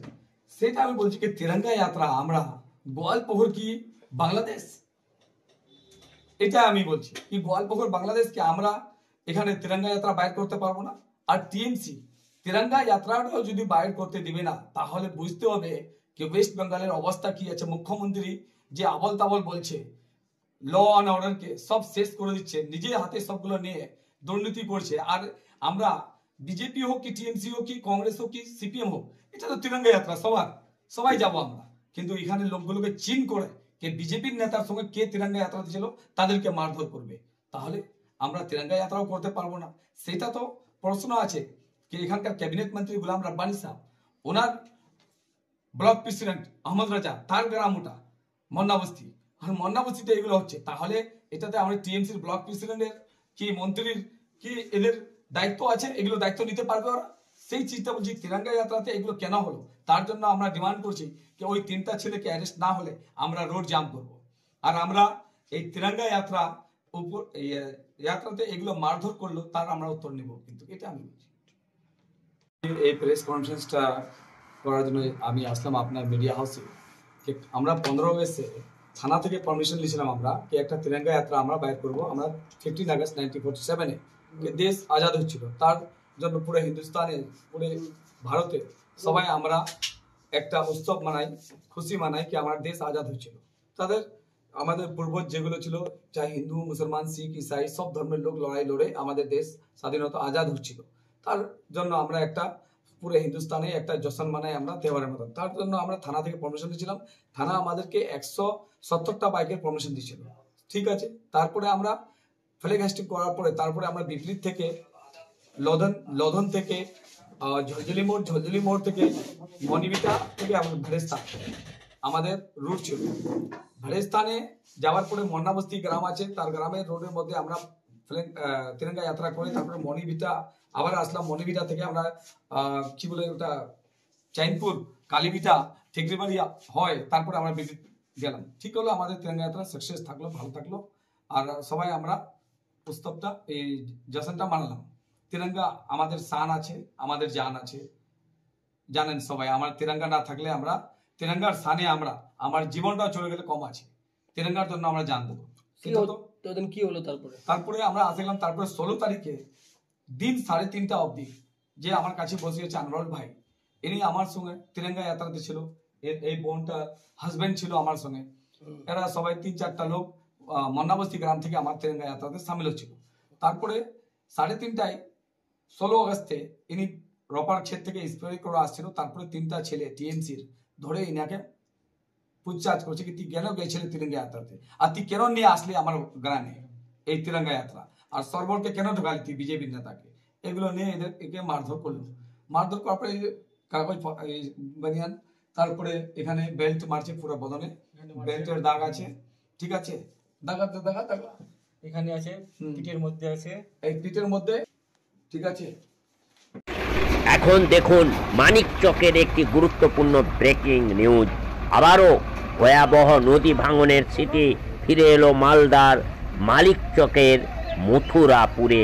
সোমবার ভোর রাতে হঠাৎ করেই ভয়াবহ নদী ভাঙনের ঘটনা ঘটল মথুরাপুর শঙ্করটোলা ঘাট এলাকায়। ভাঙনের জেরে ফুল ঘরের গর্ভে তলিয়ে গেল বিস্তীর্ণ এলাকার জমি সহ বেশ কয়েকটি যানবাহন। শুধু তাই নয়, ভাঙনের জেরে নদী গর্ভে ভেঙে পড়ার উপক্রম হলো একটি দোকানঘর সহ বেশ কয়েকটি বাড়ি। দেখতে থাকুন সেই খবর একমাত্র প্রতিবাদী চ্যানেল বাঁকুড়া টিভির পর্দায়।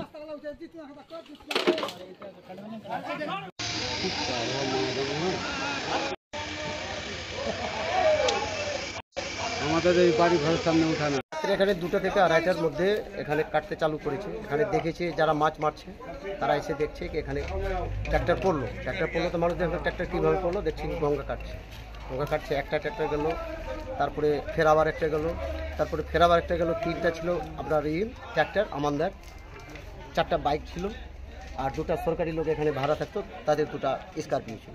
কি দপ্তরের সরকারি লোকগুলো ভাড়া ছিল, তারা কি করতেন? এখানে সরকারি লোক, এখানে পেয়েছিল লোক আপনার ভাড়া থাকছে আমাদের বাড়ি। এডুকেশনের লোক, এডুকেশনের লোক এখানে ভাড়া। এরিগেশনের কাজ হচ্ছিল নাকি এখানে? এডুকেশনে এখানে কাজ হচ্ছে বলে এখানে আছে ভাড়াতে। ভাড়া ছিল। মানুষের কোনো ক্ষতি হয়েছে? না, মানুষের কোনো ক্ষতি হয়নি। কখন ঘটনাটা ঘটেছে? এটা রাত 2টা থেকে 2টার মধ্যে। এই জায়গাটার নামটা কি? এটা হলো সংকটলা। সংকটলা। নদীর নাম হলো ফুলহর। ফুলন নদী। রাত থেকে ভাঙন চলছে? হ্যাঁ, রাত থেকে ভাঙন চলছে। এখন কোনো কাজ হচ্ছে? এখন কি কাজ হচ্ছে, দেখেন ওখানে মাটি টাটি ভরে রেখেছেন, এসছেন ঠিকাদাররা, ওই মাটিগুলো ফেলবে, গাছপালা কেটে ফেলেছে, একটু কাটতে, একটু এখন কাটছে না, বলে আবার রাত্রে কি হবে না হবে। গাড়ি কি উঠানোর কোনো ব্যবস্থা? না, গাড়ি উঠাবার কোনো ব্যবস্থা হয়নি। গাড়ি এখন জলের, আপনার গাড়ি পাঁচটাই গাড়ি জলের মধ্যেই আছে। নিচে গাড়ি আছে বুঝে? হ্যাঁ, নিচে গাড়ি আছে, নৌকাতে দেখছে যে হ্যাঁ গাড়ি আছে। লোকগুলো নেমে দেখলো জলে। কোনো আধিকারিকরা এসে এখানে পরিদর্শন করলেন গাড়ি যে ডুবে গেছে? না, কোনো আধিকারিক এসে কোনো গাড়ির কোনো কিছু করে এসছিল? হ্যাঁ, এসছিল আগে। আপনার নাম? শেখ বাহাল। আপনার বাড়ি এখানেই? হ্যাঁ, পাঠানপাড়া। এখন ভাঙন রোধ করতে এই সরকার অপারক, ত্রাণ দিতে অপারক। আজকে ভুতনিটাকে ইচ্ছাকৃতভাবে ডুবিয়েছে, ভাসিয়েছে, মানে কামাই করার জন্য। আর ভাঙন মানে ওদের কামাই, ওইখানে ইনকাম হবে প্রচুর হারে। সেখানে আজকে শঙ্করতলার 2:30টার দিকে শঙ্করতলা ঘাটে, যেখান থেকে ভুতনি এপার ওপার হতো নৌকাতে, সেখানে কি করেছে, বিরাট 50 মিটার ধস একটা বসে গেছে সেইখানে। এবং এটা পুরো দায়ী কিন্তু এই সরকার, কারণ যে এটা কখনোই সেচ দপ্তর লক্ষ্যই করে না যে কোথায় ভাঙন হবে, কী হবে, আগে থেকে সুব্যবস্থা করবে না। যখন ভাঙবে তারপরে সেখানে বস্তা, বালির বস্তা, বাঁশ এইগুলো ফেলা হয়, নামে মাত্রে ফেলা হয়, আর বিলের ব্যাপারও হয়ে যায় অনেক। অর্থাৎ এদের ভাঙন মানে কামাই, অর্থাৎ এরা ভাঙন চায় যে হোক, ভুতনি শেষ হোক, মানিকচক শেষ হোক, এটাই এদের লক্ষ্য। সেখানে 2-3টা ট্র্যাক্টর ছিল, 2-একটা বোলারো গাড়ি ছিল, 3-4টা মোটরসাইকেল, শুনেছি নাকি সেচ দপ্তরের গাড়ি ছিল। তো তারা এইটা তো ক্ষয়ক্ষতি হয়েছে এত বড়, কে দায় নিবে এইগুলো? অত ভাঙন রোধ করতে অপারক। ছাড়ুন, সরকারের না থেকে আপনারা ছাড়ুন, মানুষকে আপনারা বাঁচাতে পারবেন না। এই ভাঙনের জন্য এবং সর্বত্রই দুর্নীতির জন্য এই মুখ্যমন্ত্রী পদত্যাগ চাইছি। এইখানকার বিধায়িকার